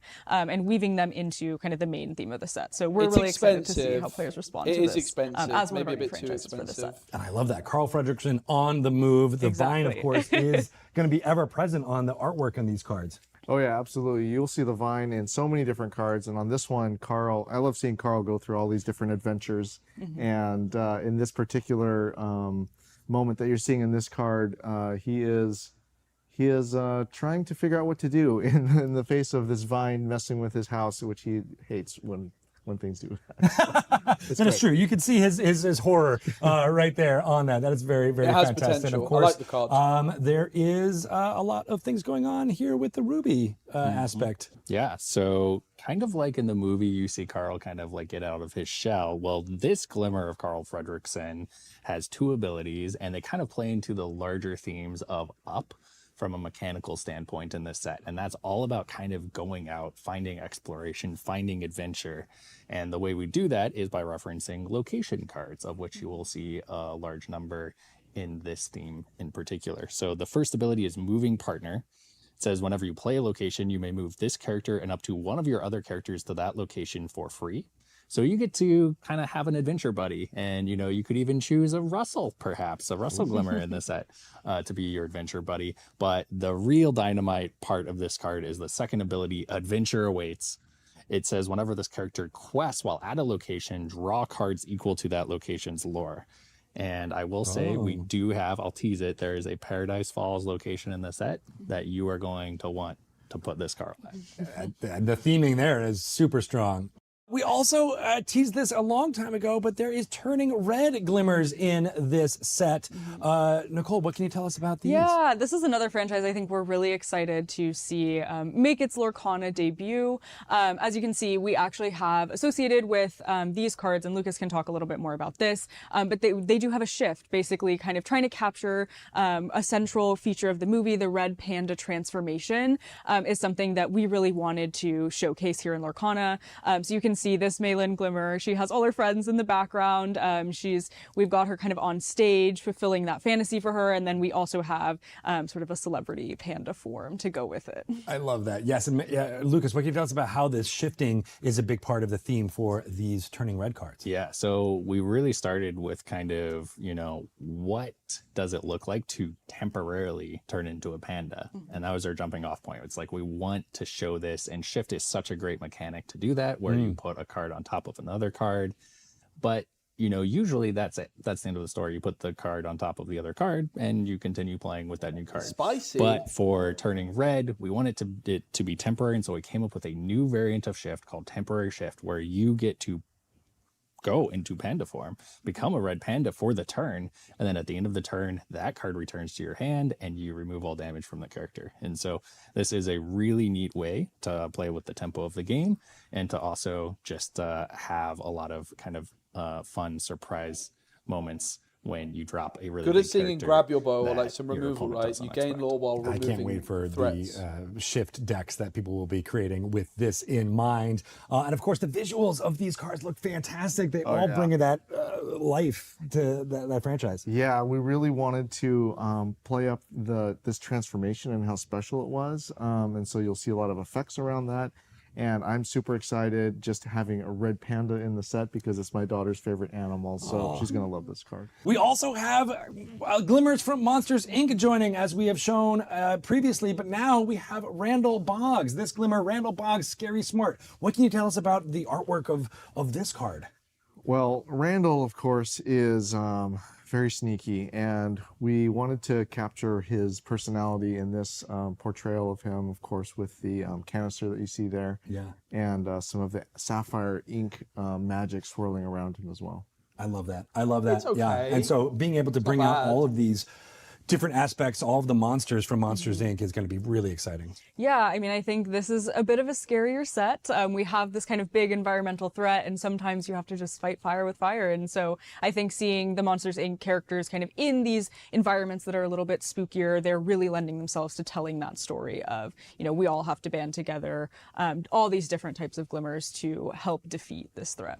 The theming around these cards, what would you describe it as, Lucas? Yeah, so we kind of have a couple of different things going on with the Monsters Incorporated cards, but one of the major themes that runs through all of them is caring about your inkwell, because in the Monsters Incorporated movie, they're having an energy crisis. And so in the same way that, the power that they're using to run their city and power, up all their homes, like we wanted to reflect that in our inkwell. And so you'll see a lot of mechanics, especially including on this glimmer of Randall Boggs. You'll see a lot of them care about the inkwell and do things with cards in the inkwell. And for the first time as well, we care about if you use all the cards in your inkwell, because that kind of shows that you're like tapping out your power reserves.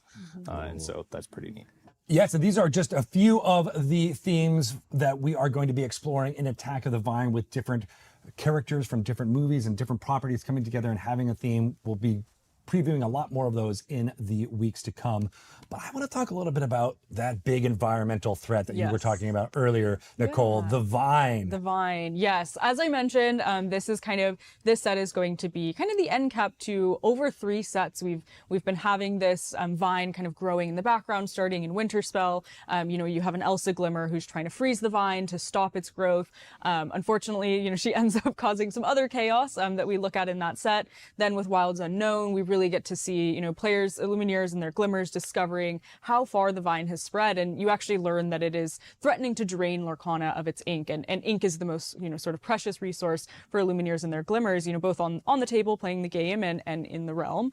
And so then that brings us to set 13, where, we have this threat. You can see in this Vine card here how massive this plant has grown over the past 3 sets. And this is really interesting because I think it's the type of storytelling that we're doing in this set is a little bit different than we've done previously. We don't really have a villain. We don't have a Jafar or an Ursula. And there's a little more mystery to this threat. What is it? How did it get here? How are we going to defeat it? Those are all the questions that players will have to answer as Illumineers gathering their Glimmers to go out and investigate. I love that. And so I want to dial into something you said earlier, like the Vine itself has been absorbing some of the ink. Yeah, and I think to Lucas's point about the Randall Boggs, like there is kind of a limited resource that is being jeopardized here, and so that's something you can see thematically, mechanically with cards like that care about protecting your resources. That's also that's a micro version of the adventure that you're playing out in this set. Is we have to go out and protect Lorcana's precious magical ink. I love that. And then this card is a 10 cost. That is a 10 cost. Big 10 strength, 10 willpower, 3 lore, so a lot of stats, and it also has Floodborn Shift, which is very interesting.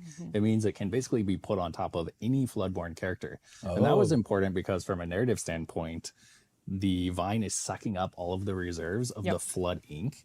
And even though we first started seeing this Vine, in like set 10, like the Flood was something that happened many, many sets ago. Back in sets like 1 and 2, we kind of talked about like what the Flood was and how it caused Floodborn. And so in a way, this is not only a culmination of like the previous 3 sets, it's a culmination of the first 13 sets we've done. Wow. Because the Vine has sucked up so much Flood ink, and actually is going to make Floodborn a lot more rare moving forward. But not in this set. We're going to have a lot of Floodborn for you in this set. That's amazing. Yeah, so the Flood is being absorbed. I love that idea. The visuals of this particular card is so striking to me because we have our hero right there in the front and center. Yeah.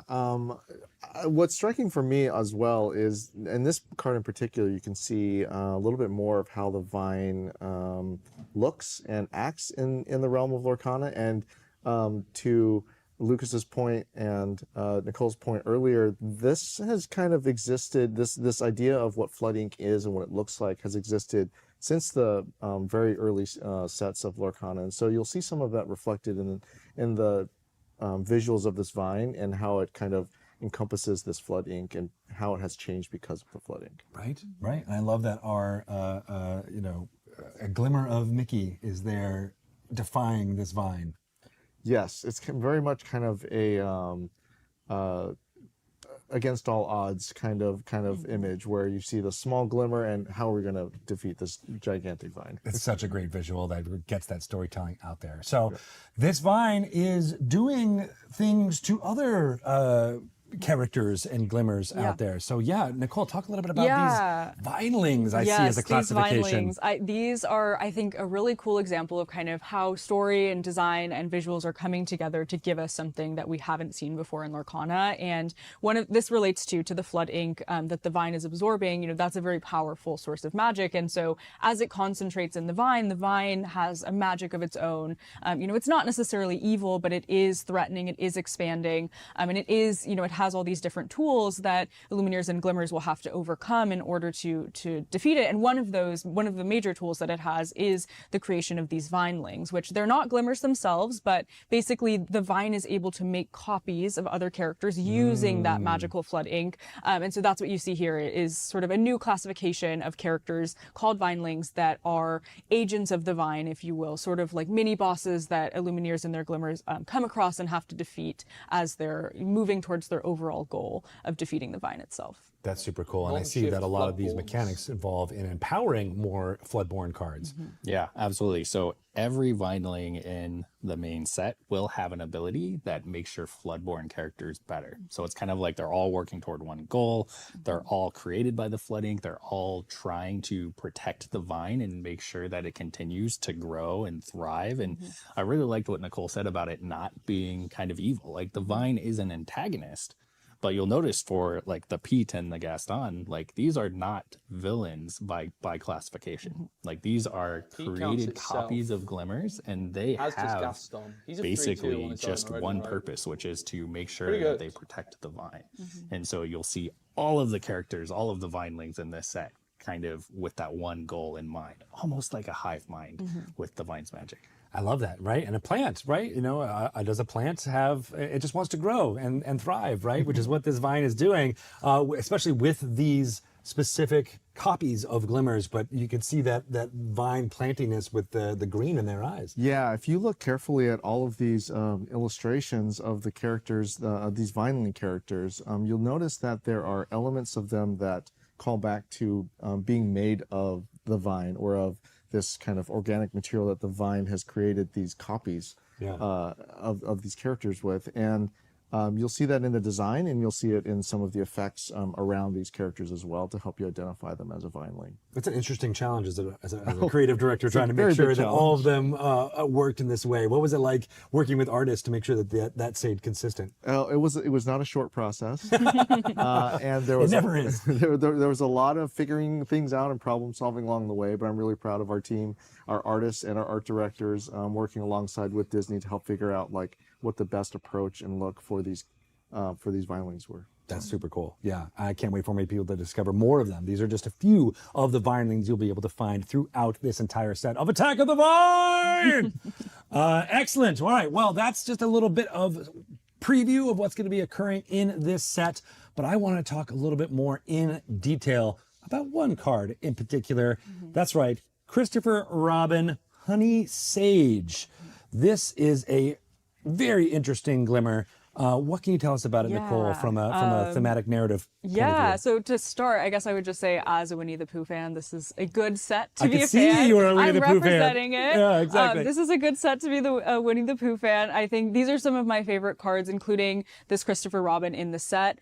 We have a lot of really cool costuming going on. You can see that we're really doing kind of a high fantasy take on these characters. And I don't want to spoil too much, but I will say that Christopher Robin and his crew of honey adventurers, you can see that they're mechanically related. I'm sure Lucas can talk about that as well. But they are some of kind of our protagonists in this set. They are really the core of the group that is banding together to go and take the fight to the vine itself. Interesting. What was it about these Winnie the Pooh characters that kind of got that inspiration? Was it the honey? Was it the honey that inspired them? So I think kind of narratively we were starting out with this idea of a band of adventurers who feels like they might be a good fit for that. We knew we wanted kind of a more high fantasy feeling for this group of adventurers, and we landed on, you know, Winnie the Pooh and his friends, led by Christopher Robin.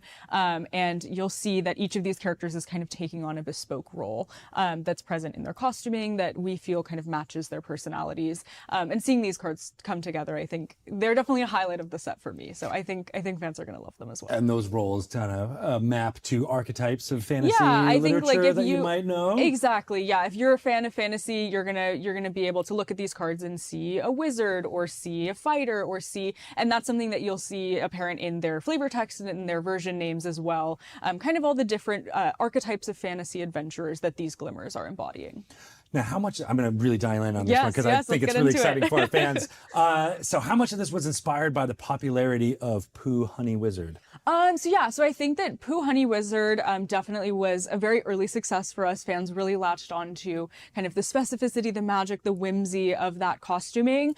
So these are like different glimmers that we have in set 13, but we wanted to kind of take that initial idea, expand on it, evolve it a little bit, find a place for these types of characters to have an epic battle with this environmental threat. So I would say they are definitely thematically related. We've really tried to even take it further, bring some more characters into this thematic, and kind of just blow it out for fans to enjoy. I love that. I love that. Yeah. And I, as a super fan of that card, Yes. Winnie the Pooh Honey Wizard, it's very exciting to see this expansion of that idea. Kind of so it was such a good kind of back and forth with design and narrative because like from our perspective, it was 100% inspired by Winnie the Pooh Honey Wizard because that's a card with no text on it, but people still love. Yeah. And so when we started working on this set, like design was like, we want to make a new Winnie the Pooh Honey Wizard that has text this time. we want to do a little something with it. And so then we went back and forth and it just kind of kept growing and growing and then became something in the way that the vine is growing and growing that just kind of like just is so fun and exciting. And I think our fans are going to love and enjoy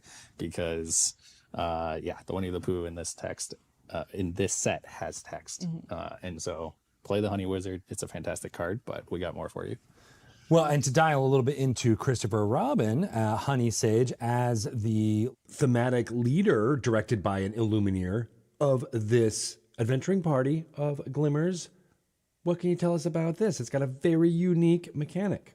Yeah, so the Gather the Party ability allows you to run Honey characters of any ink type in your deck. And this is the first time we're actually breaking the deck building requirements through a card design. And so normally you can only have 2 colors of ink in your deck. This time you can have all of the different Honey Party adventurers in your deck, which is so much fun. And this just kind of tells a similar story in parallel to the Floodborn of the Vine. Like the Floodborn are kind of like, being drawn together to protect the vine. And so in the same way, we needed our heroes to band together and kind of, overcome their differences in order to defeat this threat once and for all. I dig that. And that is an interesting take on being able to combine different characters that might have different personalities and theme, right? Kind of like how all the different ink types have these different personalities. You're not just, as a designer, having to create them all in 2 ink colors. You were able to do them against all because we really wanted, each character to feel like that character, that glimmer. And so we wanted their personality to come through. But we also knew that, like, if you had to choose between putting, like, Winnie the Pooh and Tigger in your deck with Christopher Robin, like, that's a rough choice. Like, we don't want you to make that choice. We want to make it easy for you, and we want you to put all of them into the same deck.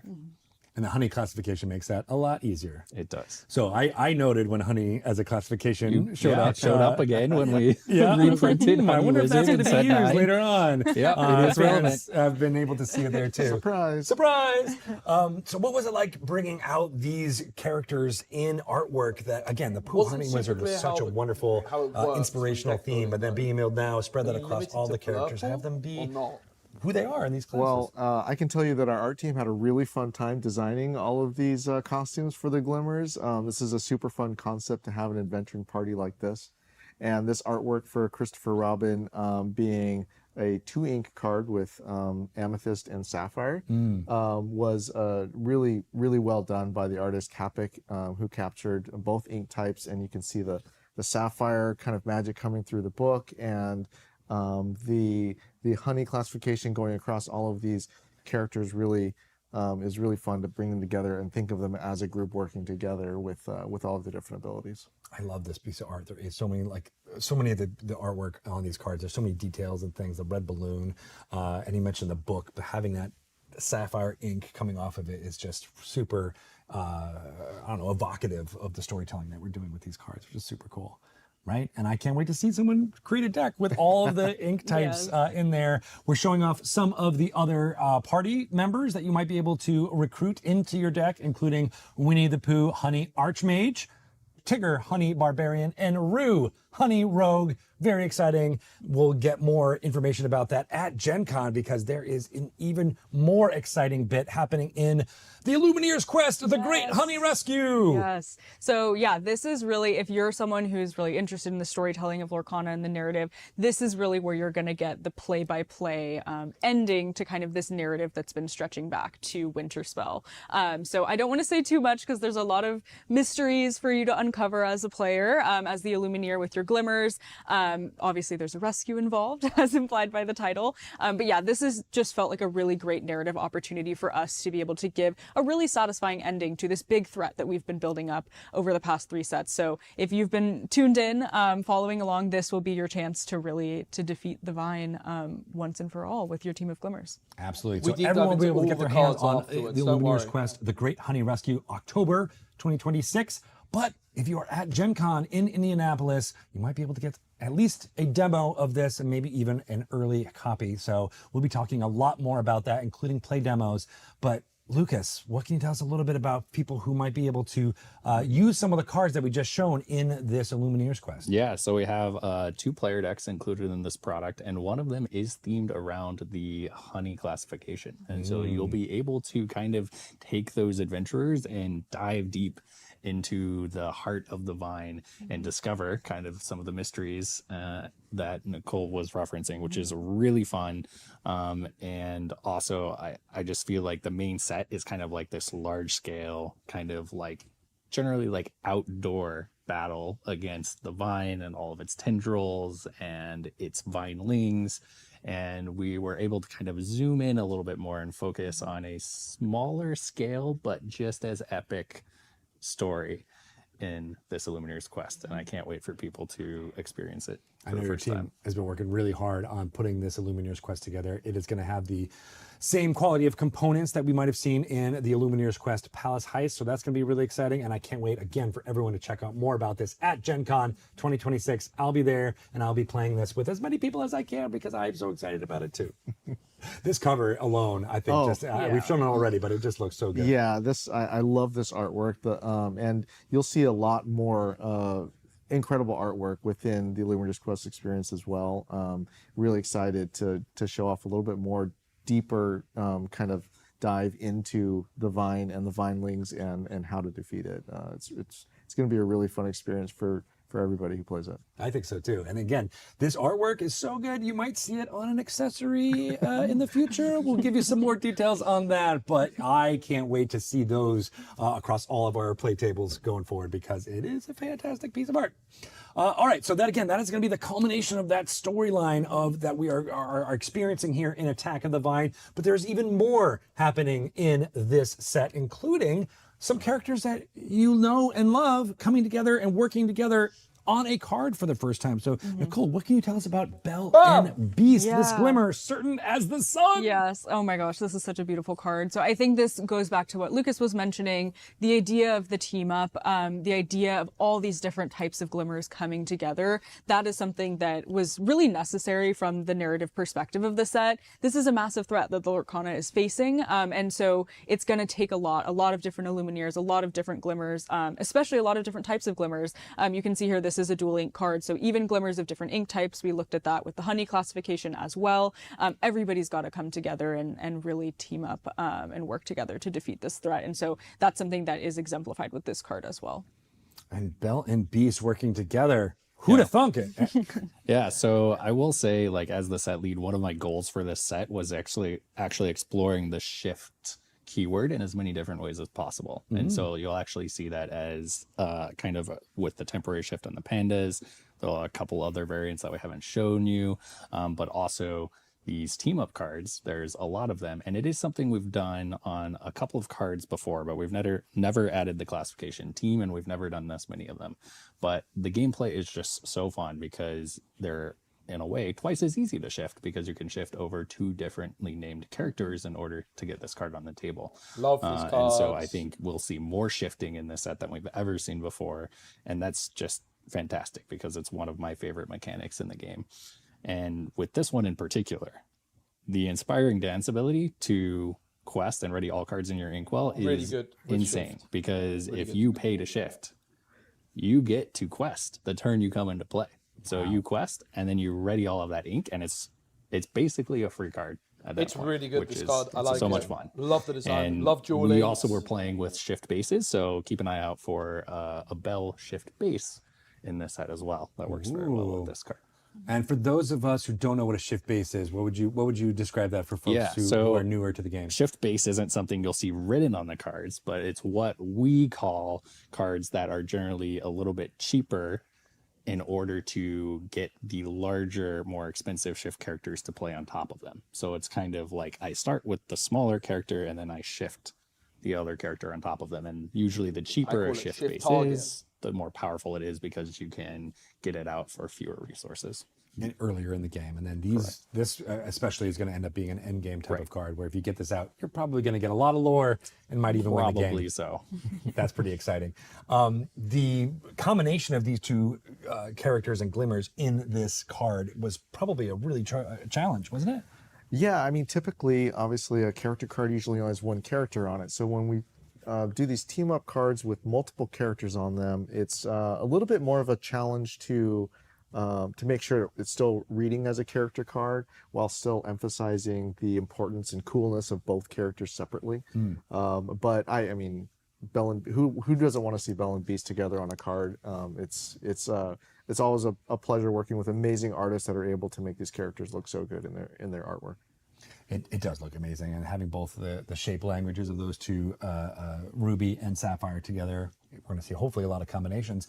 Like we're going to see a lot of combinations of Amber and Steel in this Lilo and Stitch Fun-Loving Friends. Look at this. Yes, I think this is such, I mean, looking at kind of the art of this card, you can see that even though we have kind of this spooky, threatening thing in the background, there are still glimmers that are finding the fun in this adventure. So you can see here, we've got Lilo, we've got Stitch. They're actually surfing down the vine as it's kind of in motion. I know, right? So still finding the whimsical moments here, even though it is a bit of a higher tension set.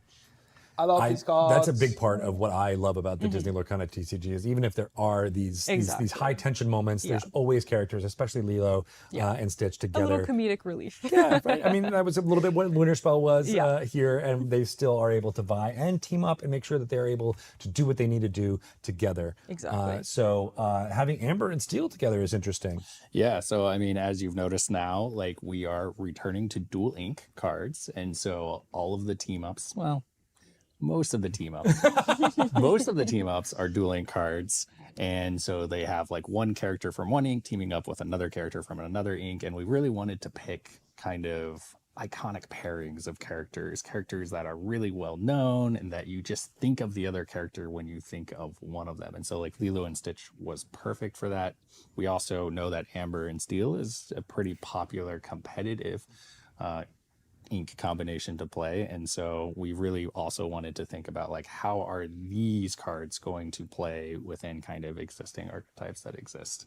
And in this case, I feel very excited about a very simple but powerful card to add to those decks. Very cool. Well, I love that this is getting together the themes that we've been talking about for Attack of the Vine. Everybody's got to team up, all the Glimmers, all the Illumineers to vie against the Vine. And that is part of what has been the storytelling of all of the kind of movie magic area of what's been going on here. And so there's a reason why we talked about these last two cards, Matt, and that is because they are also our iconics for this set. Take a look at these. This is the enchanted style for Attack of the Vine, and we are going to call this enchanted style Cinemayhem. I love this enchanted style. What can you tell us about this, Matt? This amazing look of feel of there being this movie poster feel around it.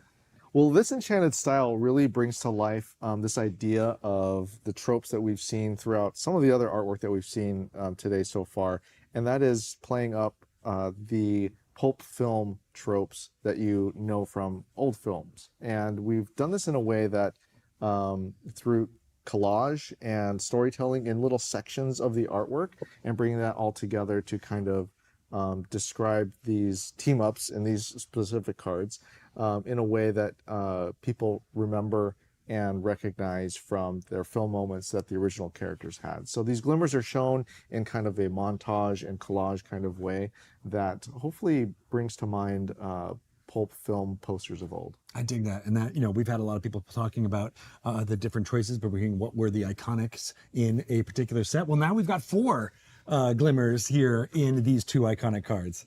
You get double the fun. Yeah, right? exactly. Because everybody's got to team up and see if they can vie against this vine. That's super cool. I love being able to bring the different aspects of the characters to life in a single image. Yeah, that's what's really fun about this Enchanted art style is being able to show the characters in different moments and in multiple ways within the same piece of artwork. So that's really exciting. That is really exciting. I think this is my favorite Enchanted style we've done, and that's saying a lot. That is saying a lot. After 13, this is the 13th set. Right. This is amazing. It keeps getting better and better. It keeps getting better. We'll keep raising the bar. It's really hard. It is very hard. It's going to keep going up and up and up. Not only that, though, we have been leveling up our promo cards. So these are some of the amazing cards you'll be able to get through in-store play each week, through our other ways, through buying a box or through our OP kits. But of course, there's also amazing things happening with our set championships for these for this set for Attack of the Vine, including this playmat that has Mike and Sully. Yeah, this is a wonderful playmat and cool promo, and it is interesting. Like, normally we match these. Yeah. We didn't match them this time, and I think Matt can talk more about why we made that choice. But overall, this lineup of cards, we really wanted to pick cards that both represent the set as a whole and all of the new kind of properties and characters that you're going to see, while also making sure that we give you cards that you're going to have a lot of fun including in your decks at the same time. I dig that for sure. Yeah, and this Rapunzel set championship card, again, is different than the playmat, but I think that brings out so much more of all these glimmers wanting to team up. Yeah, absolutely. I love some of the storytelling that you see in the Rapunzel card. And then, of course, we're super excited that Monsters, Inc. is in here. So seeing Mike and Sully Glimmers celebrating while still kind of being surrounded by the danger of the vine is a really fun image that we wanted to use. I can't wait for folks to get their hands on that. But of course, you'll be able to open up packs of Attack of the Vine for the first time on July 17th. That's coming up in just a few weeks. We'll be previewing lots more of cards from Attack of the Vine all across the Disney Lorcana community in the future. So make sure you tune in to all of our channels, including our Discord and our Instagram channel, and then of course all of the fun content creators around this entire community who will be talking about new cards.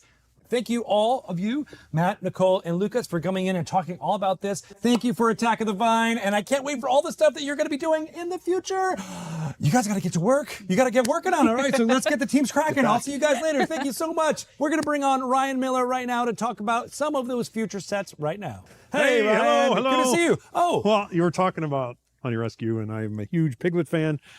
So that is I very had to adorable. represent. Very I had to adorable. And represent. your shirt also Well, is yes, very this much is the in the 100 100 Acre Woods. 100 Acre Wood. Shout out to my friend Maggie, who lives in Orlando and helped me acquire this thing. So, yeah. All right. Well, I'm going to talk to you about something now. We've hinted at it a few times. Oh my We've gosh, called it yeah. by name, Hyperia City. That's right. That's right. Now, you've seen me talk about this before. You know, Coco, loves my Coco. favorite Pixar film of all time. Not even close. And so I've been waiting for this for a very, very long time. It is coming this year.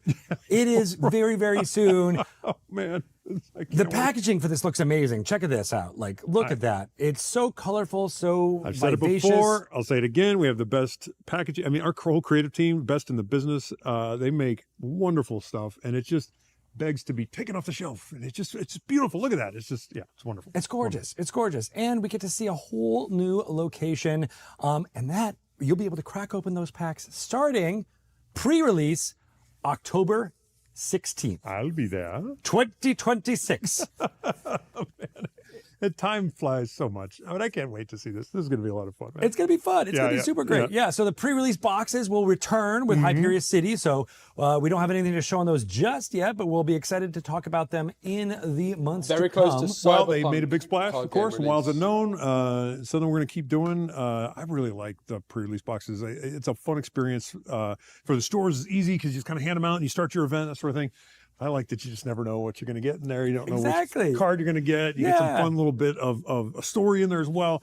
And, of course, lots of packs. So, lots of packs, right? And which, you had mentioned a couple of times that you're a fan of Coco. I do love Coco, yeah. Once or twice. You trying to weave it I'm into hoping every we can single... show some cards. What? Oh, well, we do. We do have cards. Check this out. Miguel Rivera, street musician. This glimmer looks amazing. Well, we got two, we've got a couple because this one is going to combo with the next one in a really fun way. Ooh. I like designs like this. They're kind of fun. Like this one, as long as you have a song in your Discord pile, he's a little bit better. And it really speaks to, he's got a song in his heart. As long as he's got a song out there, Miguel's, I like he's that. just better, right? He's just better with a song in his heart. And so That is a really cool That's theme. really fun. And of course, his art is really cool too. He's got his disguise on, he's trying to look like one of the folks that in the land of the dead, and it's just really fun. I love it too. This glimmer looks amazing. And then he is joined by another glimmer, Hector Rivera. That's right. Street musician, also with the same name there. Such a fun character. Spoiler alert, by the way. If you haven't seen Coco, the name on these cards is a bit of a spoiler. But he's a fun character. And this card could put a song in your discard if you haven't played one yet. So since you've got, a one cost Miguel, then you follow up next turn with synergy. Next turn you drop Hector, and if you're lucky, you'll put a song there. So you get an early turn two lore out of Miguel with this combo right here. So it's pretty neat, but also because they sing together in the movie, they sing a song called Un Poco Loco together, right? And so we thought we'd show this one too, right? There we go. Un Poco Loco. I love this song so much. It is really hard to karaoke this song. Have you tried? Oh, yeah. I failed miserably, but it's a lot of fun. And this one's neat, too, because when you first read it, you're like, why would I do that? Why would I want to do this thing that it's telling me that return two characters of mine to my hand? Maybe it's because you're un poco loco. Maybe you're a little crazy. You're a little bit nuts. Man. Who knows? A little bit loco. But of course, there's lots of reasons why you might want to do that. But it's a fun one. I like too that this could be the song in your discard. It could return both those cards. I mean, you do some fun stuff with this. Yeah. Well, and this goes along the theming that is in Attack of the Vine as well, where characters and glimmers from the same property all have mechanics that might work together in a deck. Synergize, like we say in the game design world. That's what they do. They synergize very well. So that'd be really fun. I think people will get a kick out of this. And of course, it shows how there's so much music in Hyperia City. So these are just a little bit of a tidbit of what is going to be in Hyperia City. We can't wait to reveal a whole bunch more. Look for this at D23. Perhaps you'll learn something. It's going to be so much fun for the Disney Lorcana trading card game It'll be crowd. a little crazy. It'll be a little crazy. I don't think you can say that. It'll be un poco loco. Un poco loco. Un poco loco. All right. But that's not all. We will go into other areas, other fun story areas, perhaps, with the next set. Some dark areas. We've talked about Onward being a part of this set, but we haven't given you the name of it yet, have we? Into the Ink Dark. Into the Ink Dark. Look at this amazing bit. So this is our first piece of art. Of course, Hades front and center. Finally making a move. Right? Animated. Hades, finally. This guy, he's been kind of in the background for a few sets by now, right? Making some bargains. But this art is amazing too, because I always talk about attention to detail. I said it earlier. So much right? detail. And if you really want to pick this piece of art apart, you're going to get a lot. It's a fruitful area. There's a lot of stuff to find in this one, including some of my favorite villains there right up front, Madame Mim. I've heard you also like another Mad film. Madame Mim. Yeah. Maybe Loco Madam. I don't know. There's something. There's synergy there. There's synergy. Synergy. Yeah. That's all right. Well, that's all we wanted to talk about. We don't have anything else. But wait a minute. What's this? Are those glimmers of Stitch and Leroy? They might be having a bit of a conflict. I don't think that's in the Ink Dark though. I don't think so. I think that might be in the subsequent set, to not be named at this time. It will be in Q2 2027. Oh, And you said detail. Just look at the details that's happening in this piece of artwork. I mean, it's the best and worst part of my job is I get to see all this stuff and I know what's going on here and I can't say it. But it'll be great. But it's going to be great. You will get to say it one day. That's the important thing. In the future. We are time travelers here. What a fun job we have. It is a It's really super fun job. It is always good getting to hang out with Thanks, you, Greg. Thanks all for the having me, amazing team that gets to make all of the amazing cards and packaging and experiences that go throughout the Disney Lorcana trading card game. It is a big part of why we want to communicate to you everything that has been going on. And you are the life's blood that is keeping everything pumping. You almost are the magical ink of the Illumineers that are being casting all of this amazing fun and all this amazing time that people are having, from the stores, the Robin Burger Play Hub, to all of the events that we've got planned and all the challenges to come. There's a lot more in store. No, man. Yeah, well, I'll have lots to say. I just can't say it yet. You could say that one thing. Never mind, cut it. Cut it. We're done. What? Bye, guys. It's been a really fun special LORECAST for Attack of the Vine!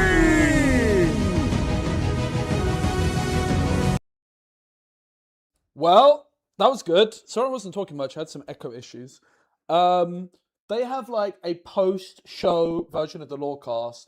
What we're going to do is we are going to rewind and look at all of the cards in one go. Overall, like, honestly, if you go back to the last LORECAST they did, I was really underwhelmed.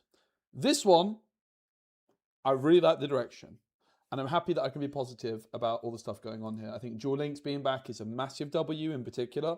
I think it's really important for the health of the game that that's the case. So I'm really, really happy to see that, that's for sure. We'll just double check there's nothing like more in terms of reveals. We're at a dark screen. I turn it up. Maybe they're having a technical issue. This is... I mean, I imagine the chat's going, what? What's happening? But yeah, overall, really excited for the set. The Hades set looked really cool. There we go. Wait, outfit change. Back. Oh my goodness, Rochelle. Outfit change. My goodness. The Sin of Mayhem is here. Oh, The look at Vine. Attack of the Vine. It is time. And I am so excited. Oh my goodness. Oh my goodness. Where do we even start? How do we unpack what we just saw? That was insane. That was amazing. That was incredible. What do people in the chat think? I know there was a lot of reactions there. There was a lot. I have my Hollywood attire on. I feel like there was a lot of a movie theme in there. I love those movie posters. I got to talk about those iconics right away. Duel Inc. has returned in a major way, as we see that we have new team up cards being added to the game, and the way that we're interacting with shifting and the Floodborn and the Vine. There's just so much to unpack. I don't even know where to start. I mean, you just mentioned the iconics, right? So like Belle and Beast. Belle and that ability is crazy, right? Like, not even just how beautiful the iconic looks, but those abilities are insane. Yeah, being able to shift. First, you can shift on a Belle or a Beast, and then when you quest, you can now ready on your ink. Let's go rewind and find all the cards, because I really want to like dive into all of the cards that were revealed all in a row, because there was a lot there which we couldn't really analyze too heavily because we went through it all rather quick. So let's go back, rewind. There was a bunch of promo cards to begin with.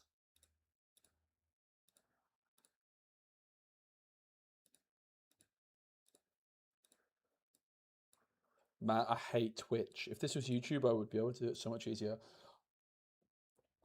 All right, so Attack of the Vine. We had a special LORECAST with a bunch of cards which were revealed. These are the 6 promo cards you can get in the pre-release. And of course, all of these are brand new cards. Boo Energetic Child, we already knew about.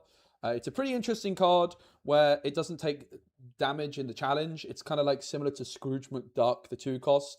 Kind of like a Brawl that's only able to deal with 3 like exerted characters, but with 3 strength or less rather than just 2. Pretty interesting card. Not sure it's great.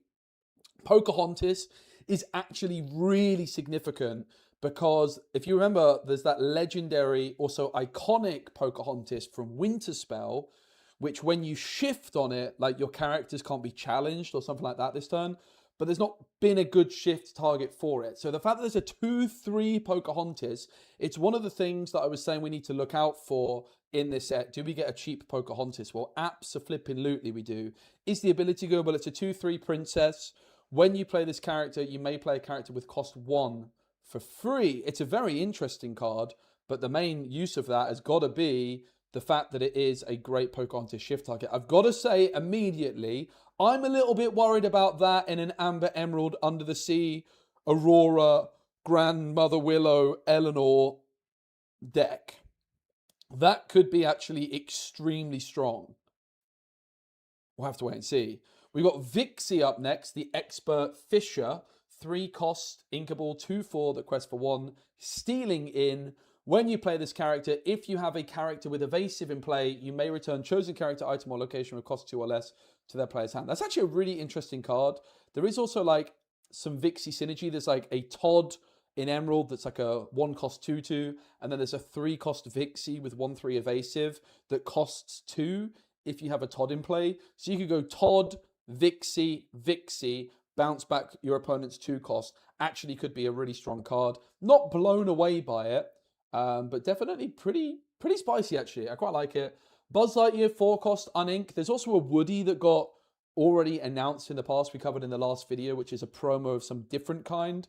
And this is a very similar looking card because it's 4 cost unink. Woody is a 2/4 in Amber, Buzz is a 4/2 in Emerald, which is quite fitting.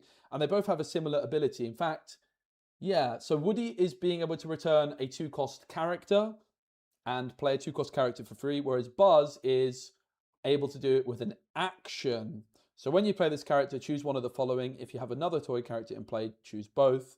You may return an action card with cost 2 or less from your discard, and you may play an action with cost 2 or less for free.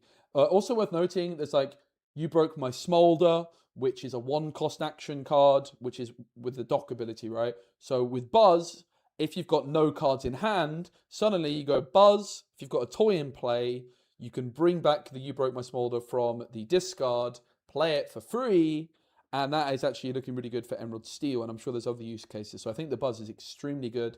4/2 stat line, pretty solid as well. We've got Merlin as a 1/4, 4 cost unink, and he quests for 2. Minor Trickery. When you play this character, you may draw a card from the bottom of your deck.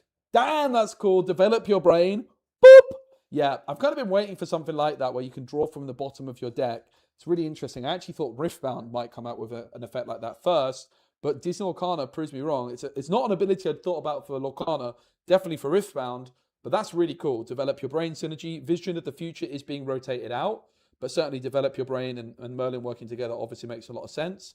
And when this character is banished, put this card from your discard on the bottom of your deck. So it goes to the discard and then to the bottom of your deck. Pretty good. I mean, it draws you a card, and obviously you could potentially know exactly what card is being drawn. I think it's a really cool card. Is it that good? I mean, for this effect in Sapphire, pretty good, right? There's not really that many Sapphire cards that can replace themselves. If you look at like Sapphire aggro decks in the past, like a Sapphire Steel aggro deck, one of the big problems is you don't have much card draw. You can get to 4 ink pretty easily, but going above that's pretty difficult. Well, actually, this card would be an unbelievably good addition for that kind of deck. So I think it is pretty good. If it was an Amethyst card, would I be as impressed? Probably not. But for a Sapphire card, pretty reasonable. Finally, Maximus, which is actually my favorite art of them, I would say. I'm a bit of a Maximus fanboy. 5 cost, unink, 4/5 stat line, no escape ability. If you discarded a card this turn, this card gains Challenger 2, which I wasn't that impressed by, but it can also challenge ready characters, which is a really cool ability. Overall, I like these cards all a lot. I think they're all pretty compelling. I like that we've got strong promo cards in the pre-release. Obviously, you can use these in your pre-constructed deck. I liked the promo cards actually as well from the last set, and I would say that these are even better. So for me, that is a big thumbs up. I think the best is the Buzz Lightyear, but that Pocahontas in core constructed is actually potentially a little bit meta-defining. I wouldn't be that surprised if this card is really strong in Amber Emerald. All right, can you tell I'm filming a video, guys? Can you tell? Was it obvious? Let me do a thank you to Card Market quickly. Thanks to Card Market for sponsoring the video. Bum, bum, bum, bum, bum, bum, bum, bum, bum, bum, bum. Thank you to Card Market for sponsoring this video. It's the biggest online marketplace for trading card games in Europe. Bam. All right, let's find some more cards. What do you guys think about this? Yeah, the Pocahontas shift target is a bit nutty, not going to lie. That is kind of absurd. All right, we got Carl Friedrichsen. I think this card's good.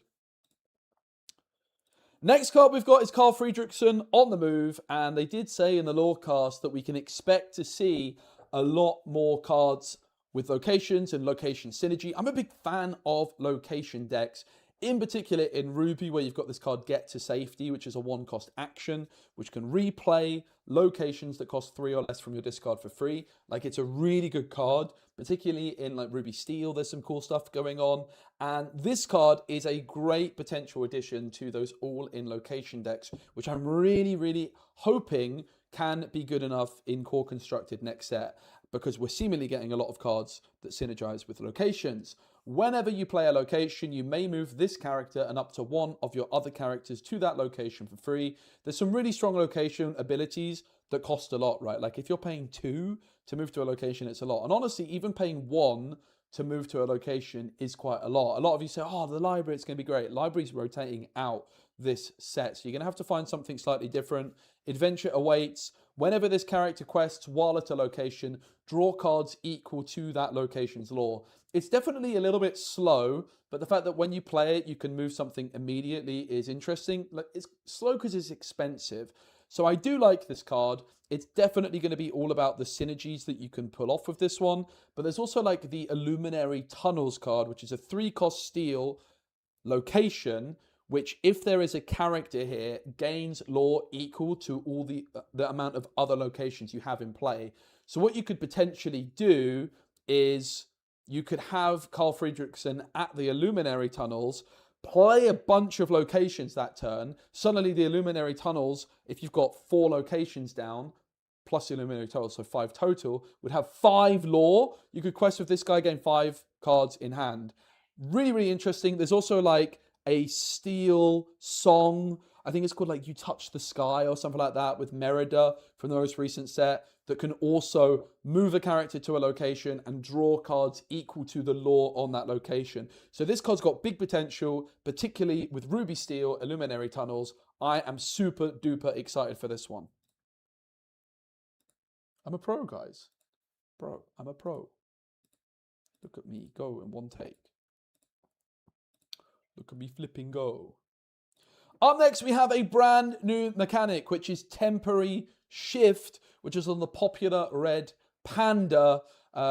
Basically, you shift, but only for 1 turn. At the end of your turn, after shifting, you remove all damage from this character and return only this card to your hand. And then the Karaoke Queen ability is once during your turn. Whenever this character sings a song, gain 3 lore. So a lot of you are going to say, well, I don't know how good that actually is. You pay 3 to shift, but then it comes back to your hand. Well, this card's going to be particularly good at singing songs. Particularly Grab Your Bow comes to mind, right? Like removal focused songs. You shift this in for 3, you sing Grab Your Bow, you clear 2 of your opponent's characters, meaning you get some board control, and you gain lore while singing a song. Added to that, even if you don't have a song to sing, you shift this in, you take a challenge, it heals, it goes back to your hand. Kind of interesting. It's definitely got a lot of potential. I'm not sure that I totally love it. It's a really interesting new mechanic, but I think, again, Grab Your Bow is the standout card with this one, particularly also if you can find more songs that are giving you some board control. I think that's where this could be really, really popular. Melanie, the lead vocalist, on the other side with Singer 3, but it can't sing songs without sing together. Not too convinced about that one, although we are going to be looking at a new Sing Together 3 card that's not due out until set 14 later in the video, so definitely something to keep an eye on. But overall, Temporary Shift, a really, really cool new mechanic, and they did say there's quite a lot of new ways of shifting in this set, some of which we're going to cover in the video and some of which are going to come at a later point.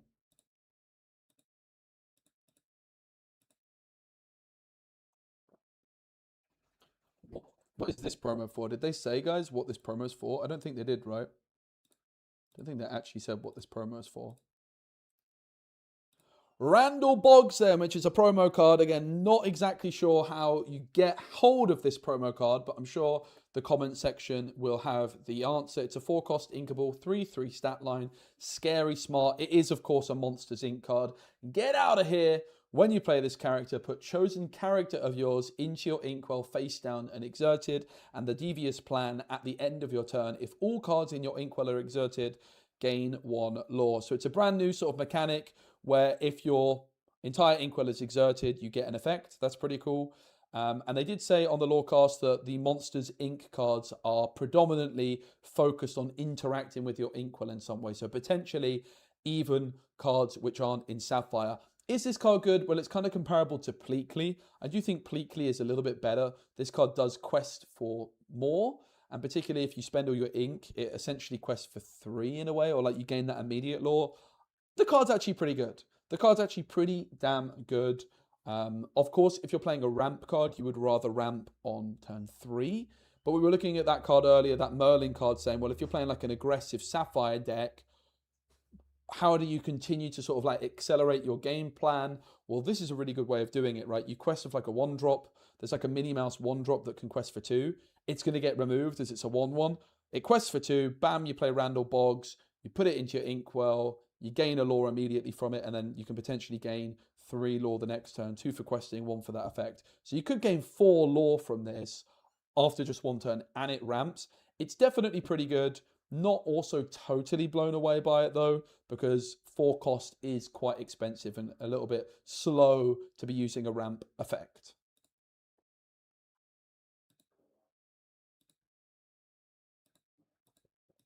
Have to make sure we don't miss anything.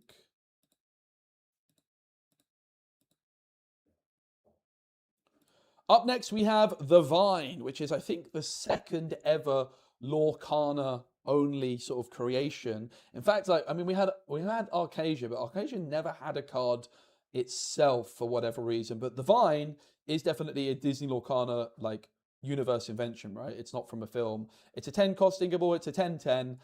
Quest for 3. It has this new Floodborn shift mechanic. Your other exerted Floodborn characters gain bodyguard, and during an opponent's turn, whenever one of your Floodborn characters is banished, deal 1 damage to each opposing character. If you can cheat this out somehow, I think it could be quite good. You know, there's like this 2-cost Mickey Mouse. There's like Return of Hercules. Both of those cards actually rotating out, though, I believe. So, not sure there's that many ways of like cheating it out. Shifting it in for 7, I mean, it's not terrible. There are actually some really cheap Floodborn cards we're about to look at, and seemingly there's a lot of cards that are synergizing with Divine and giving all of your Floodborns extra stats, extra effects. So there's definitely the potential for being an all-in Floodborn deck, which this card could be good enough in. I don't know that I love it, though. It's a really cool card. I definitely love the card. I don't know that it's particularly competitively fantastic. It's really going to depend on the sum of the rest of the parts for this deck. Is there going to be enough support for this to be competitively viable? I'm not so sure that there is. However, definitely want to keep an eye on, right? Like in Infinity, for example, like Return of Hercules and that 2-cost Mickey Mouse. Is it like, I don't think it's called a Steel Champion, but it's like the legendary 1/1 unink. Definitely keep an eye on it. If you can find some ways of cheating out big cards, this could be really reasonable. Should also mention, right, like if you've got an all-out Floodborn deck, all of your other Floodborn characters getting bodyguard is really interesting. And also, whenever one of your Floodborn characters is banished in your opponent's turn, deal 1 damage to everything, right? Definitely some potential there, but I'm not totally convinced. Bum, bum, bum, bum, bum. Here are those Floodborns I was talking about. I can imagine we get more than just the 3 of them. They are created by Divine. I thought Floodborns were always shift cards, but I guess that is not the case. We've got Gaston, Ursula, and Pete. Important to recognize that these cards do include themselves, right? They are all Floodborns themselves, so your Floodborn characters get +1 strength.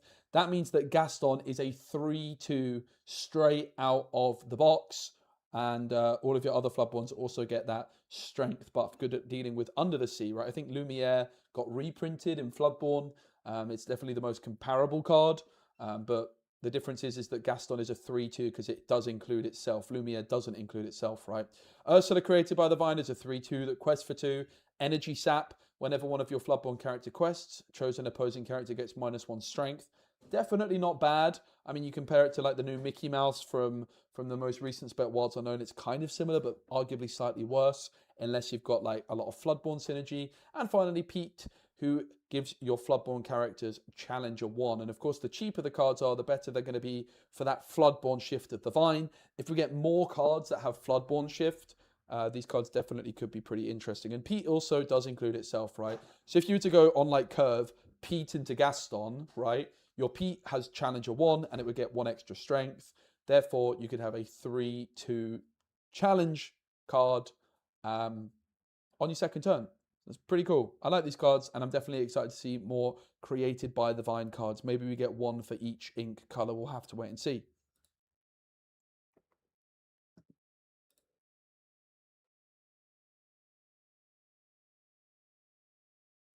Previous card arts. Yeah, it's interesting.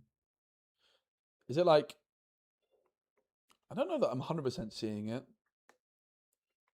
The Pete's kind of giving me like the Pete... the item removal Pete. In terms of the way it looks.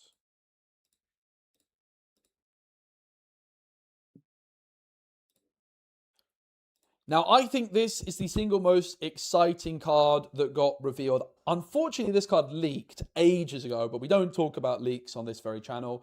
And it is confirmed that the leak was true. It is a honey card. You can have other honey characters in your deck, regardless of ink type.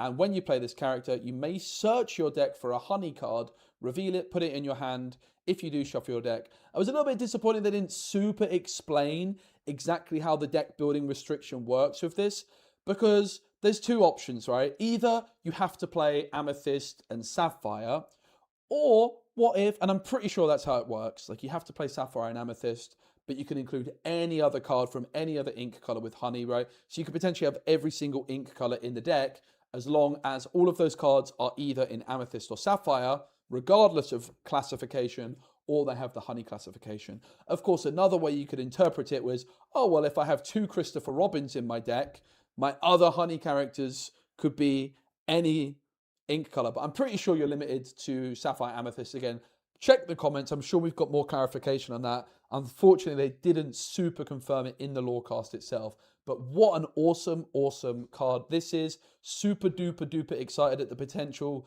that this kind of card unlocks for theme and diverse deck building in Digital Arcana. It's absolutely brilliant. Love it, love it, love it. Big thumbs up.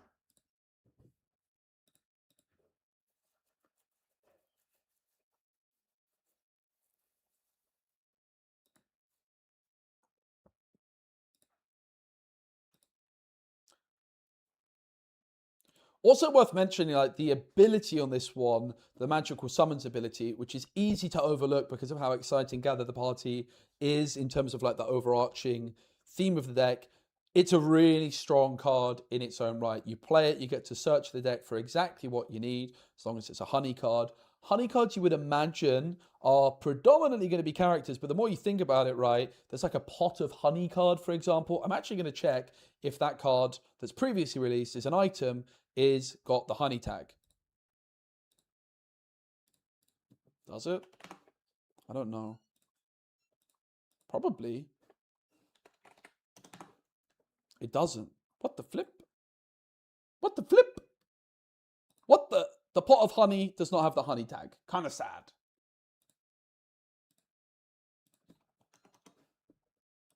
What? It's a pot of honey, bro. Yeah, the only card currently in the game that does have the honey tag is the Winnie the Pooh Honey Wizard. Does the Winnie the Pooh Honey Wizard from set 1 have it? That's funny. Unless, of course, you're playing the set 2 Winnie the Pooh Honey Wizard, because that does not have the honey classification. I guess it's been errata to have it. Like, I guess. But kind of funny. The set 9 Fabled one does. The set 2 one does not have the honey classification.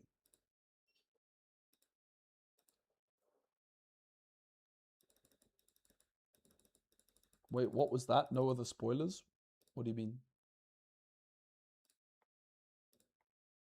The pot of honey, you mean? There's a card that's existed for ages.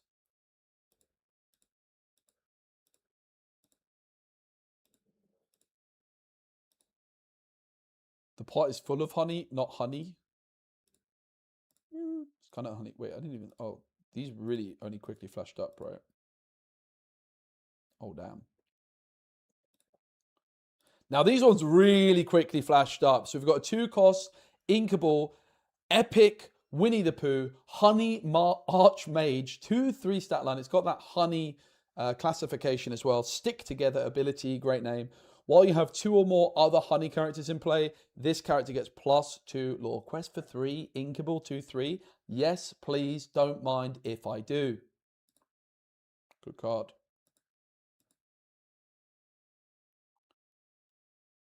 We've also got Tigger, Honey Barbarian, 4-cost Inkable, 5/4 with Reckless, very good stats. Worth mentioning, there's like this 3-cost Aladdin with Boost, which can make your Reckless characters be able to exert to gain a lore, which is a really solid card from Whispers in the Well. Protective Charge, once during your turn, whenever this character challenges another character, you may ready chosen honey character. If you do, that character can't quest for the rest of the turn. Now, that could include itself, right? Whenever this character challenges another character, I have a feeling that means that you can challenge with this, ready itself as well. Kind of interesting on the rules. Let me know in the comments again. Quite a few answers in the comments for this one. Somebody's going to come through and just have all the answers in one go, which would be legendary. It really depends on like the timing of the window. Obviously, you can certainly ready your other honey characters. You can certainly ready your opponent's honey characters if you so desire. And my gut feeling is that you could also ready itself. What do you guys think about that? Is this card good? I think the card's quite good. 5/4 Inkable. I think the card's pretty good, actually, like on its own, 5/4. Pretty good stats. Not sure you'd want to be playing it in any old deck, but again, that Ruby Aladdin I mentioned with Reckless Synergy, I think is a really solid card, which makes this become better. And obviously, if you're looking to play a honey deck, this card is going to help contribute to your overarching theme of honey cards.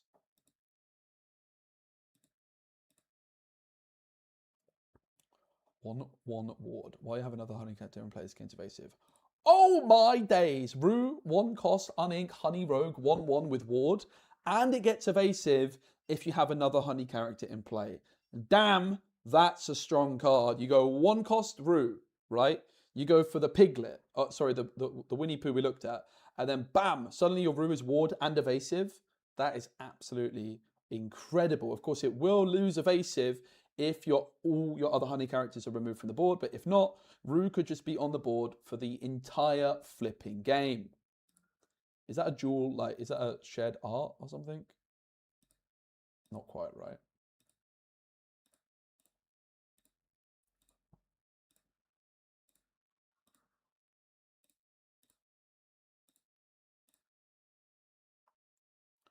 Up next, we have Belle and the Beast, certain as the Sun, which is a new team card. We already covered the Rapunzel and Flynn Rider. It's got a 6/7 stat line. It's got Shift 6 onto either Belle or Beast. Whenever this character quests, ready all cards in your Inkwell, and you can pay 6 ink to ready your other characters. This card is really, really good. Like, it is absolutely outstanding. As long as there are some good Beast and Belle shift targets, of course, because you shift 6 for this. Usually shifting is, of course, pretty expensive, but this can quest immediately, and bam, you're ready all your ink, which means it literally costs 0 the turn you play it if you shift it. Absolutely incredibly good card, and I love dual inks as well. Really do love this card. Big thumbs up, awesome design, more of this please. This is exactly what Disney Lorcana needs. This set might be the best Disney Lorcana set of all time, I think. It certainly is shaping out to be potentially that way. And I'm a big negative usually. I've been moaning about the sets recently. So that's how you know it's real. We also have a Lilo and Stitch team card, the fun-loving friends Amber Steel. There's a lot of Amber Steel sort of synergy going on with Lilo and Stitch as well. So very fitting. It has resist 1 and support. It quests for 3. It's definitely not as impressive as the Belle and the Beast card, I think, in a vacuum. But it's not a bad card, especially if we can get some powerful 5-cost songs. Of course, a whole new world in Infinity would be an option. I would be kind of interested to see how the game would play with a whole new world reprint, by the way. That's something to keep an eye on with all of these shift cards. It can help sing Beyond the Horizon, which is definitely something that Amber Steel tends to do at the moment. So it's definitely a pretty good card, not quite as powerful, I think, as Belle and the Beast. Lilo Escape Artist, the best Lilo probably to shift onto, is not being... it's being rotated out, so that's worth noting. But there's definitely a few other Lilo and Stitch shift targets. Bathroom break. 1 sec.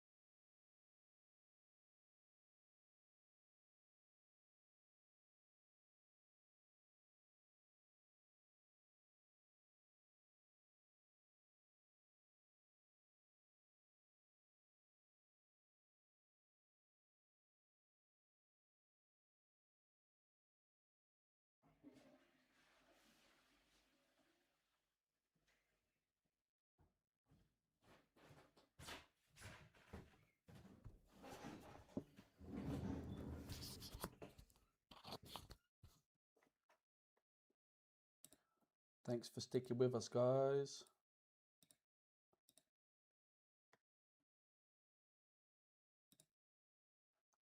We did also get the reveal of these new iconic cards, Lilo and Stitch, Belle and the Beast.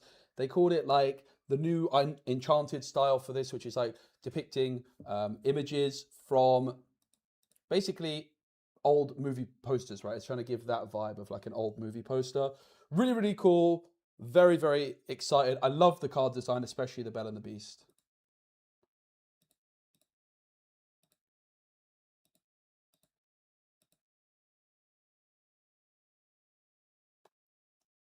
Again, unfortunately, these cards did leak a few days ago, which is a bit of a shame that it couldn't have gotten, waited until this reveal. But really happy to see that they announced these because they were out in the wild for a few days already at this point.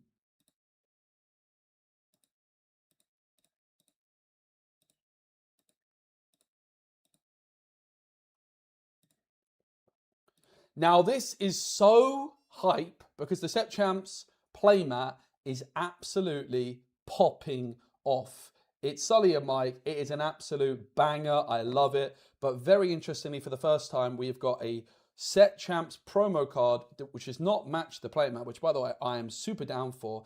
And it's a really, really good card selection. And they even said within it that they are looking to make sure that these Set Champs prize cards are cards that you can actually play in your deck, which is so needed. No more Mirabelle Madrigals ever again. Thank you very much.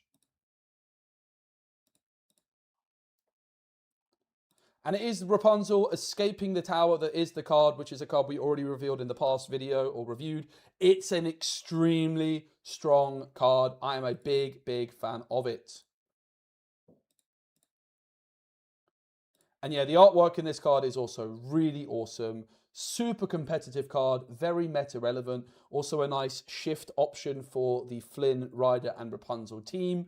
Overall, fantastic job from Ravensburger. Listening to the community, we want cool playmats and we want exciting, competitive promo cards. Yes, please.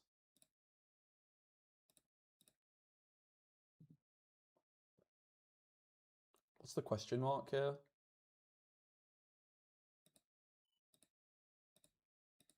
What's the question mark, guys? Is it like there's other surprise? Is this the pre-release? Like there's something else in the pre-release? I won't even cover that, I think. It's a bit.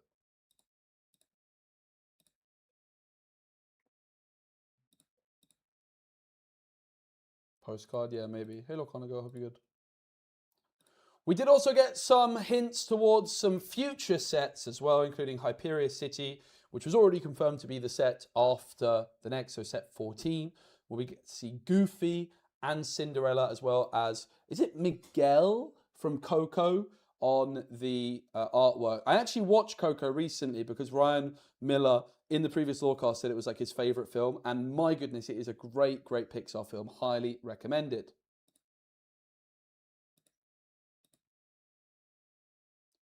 So we did get pre-release dates confirmed of October 16th and then 23rd of October for the full release.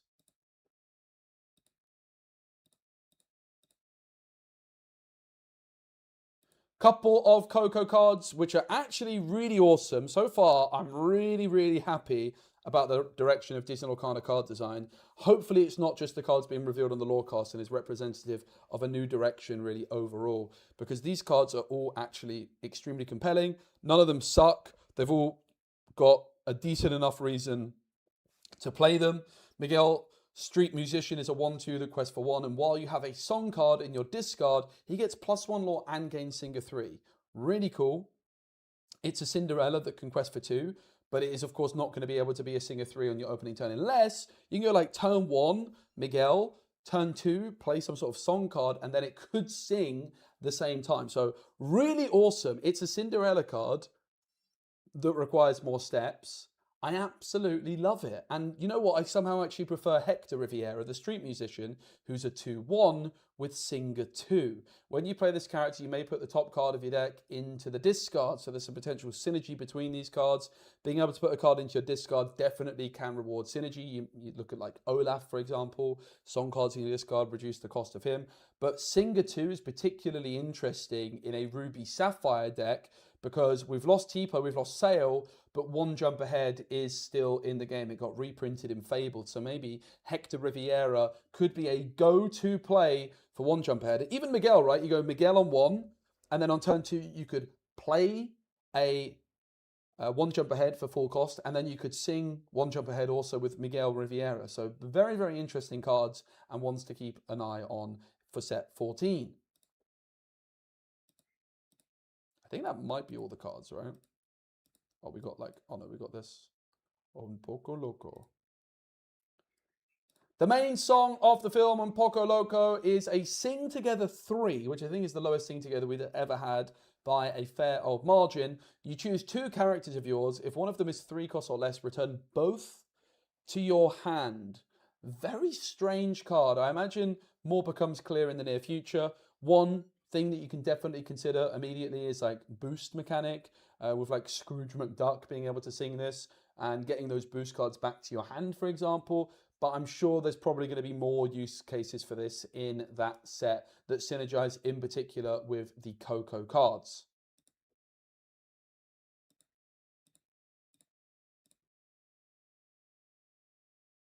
Now, how about this? Into the Ink Dark coming Q1. We got a very interesting animated reveal of this, which always gets me excited about the potential of an online client at some point in the future whenever I'm seeing animated stuff. I don't think we've really ever seen much animated art in Disney Lorcana Lorecast reveals. Captain Hook, Madam Mim, these are actually artworks, I think, from already existing cards, right? Like this is like, I think the Skater Mim, or maybe it's like the 3-cost Mim that is, whenever you discard a card, you gain a lore.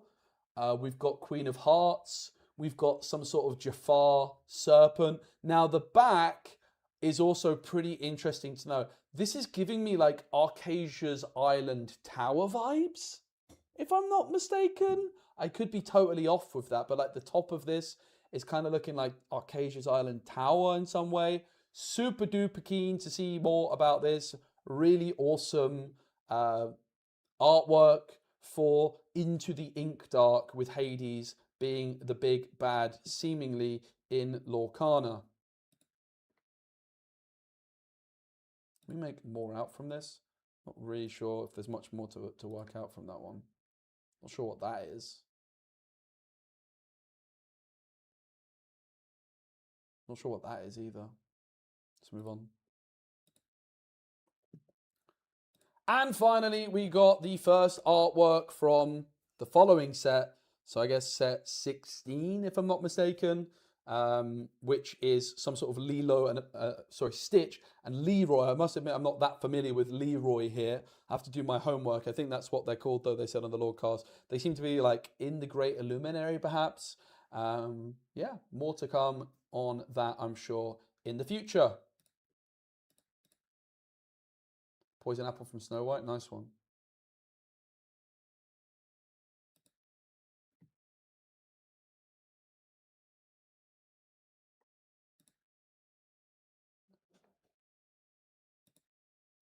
So that was the Lorecast wrapped up. I do hope you enjoyed. Give the video a like. Thanks to Card Market, the channel sponsor.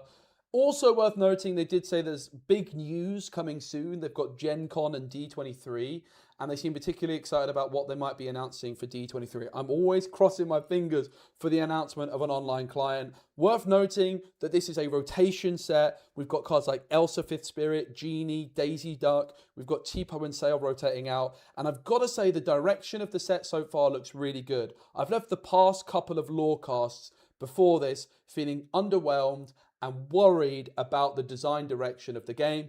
This set so far, all of the direction is looking extremely positive and what Disney Lorcana needs. And I'm really excited to be positive again about the game. And I cannot wait to get my hands on the next set. Thanks so much for watching. Give the video a like and see you very soon. All right, chat. Thanks for watching. We recapped it. I did the live video. Hopefully you guys enjoyed looking back through everything. I'm going to double check Reddit that we haven't missed anything. Is the Disney Lorcana Twitch channel still live? Let's see what's going on there. It looks like they are still live. They're not. So they were live for like another 30, 40 minutes. Did they host anyone? I wonder if they hosted anyone. Probably not. They should be though, right? Is anyone in the Disney Lorcana channel getting a big host? I hope someone is. But it looks like no, which is baffling, to be honest. Nobody got raided? Man.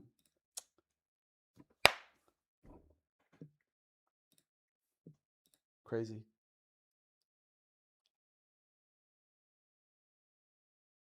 Really, really nuts. Well, World Cup's on. England are playing soon. I'm going to call it there, guys, but it was a lot of fun. I'm really looking forward to more Lorcana action very soon. I'm going to raid Color. She's streaming. And yeah, thanks again, guys, for hanging out and watching.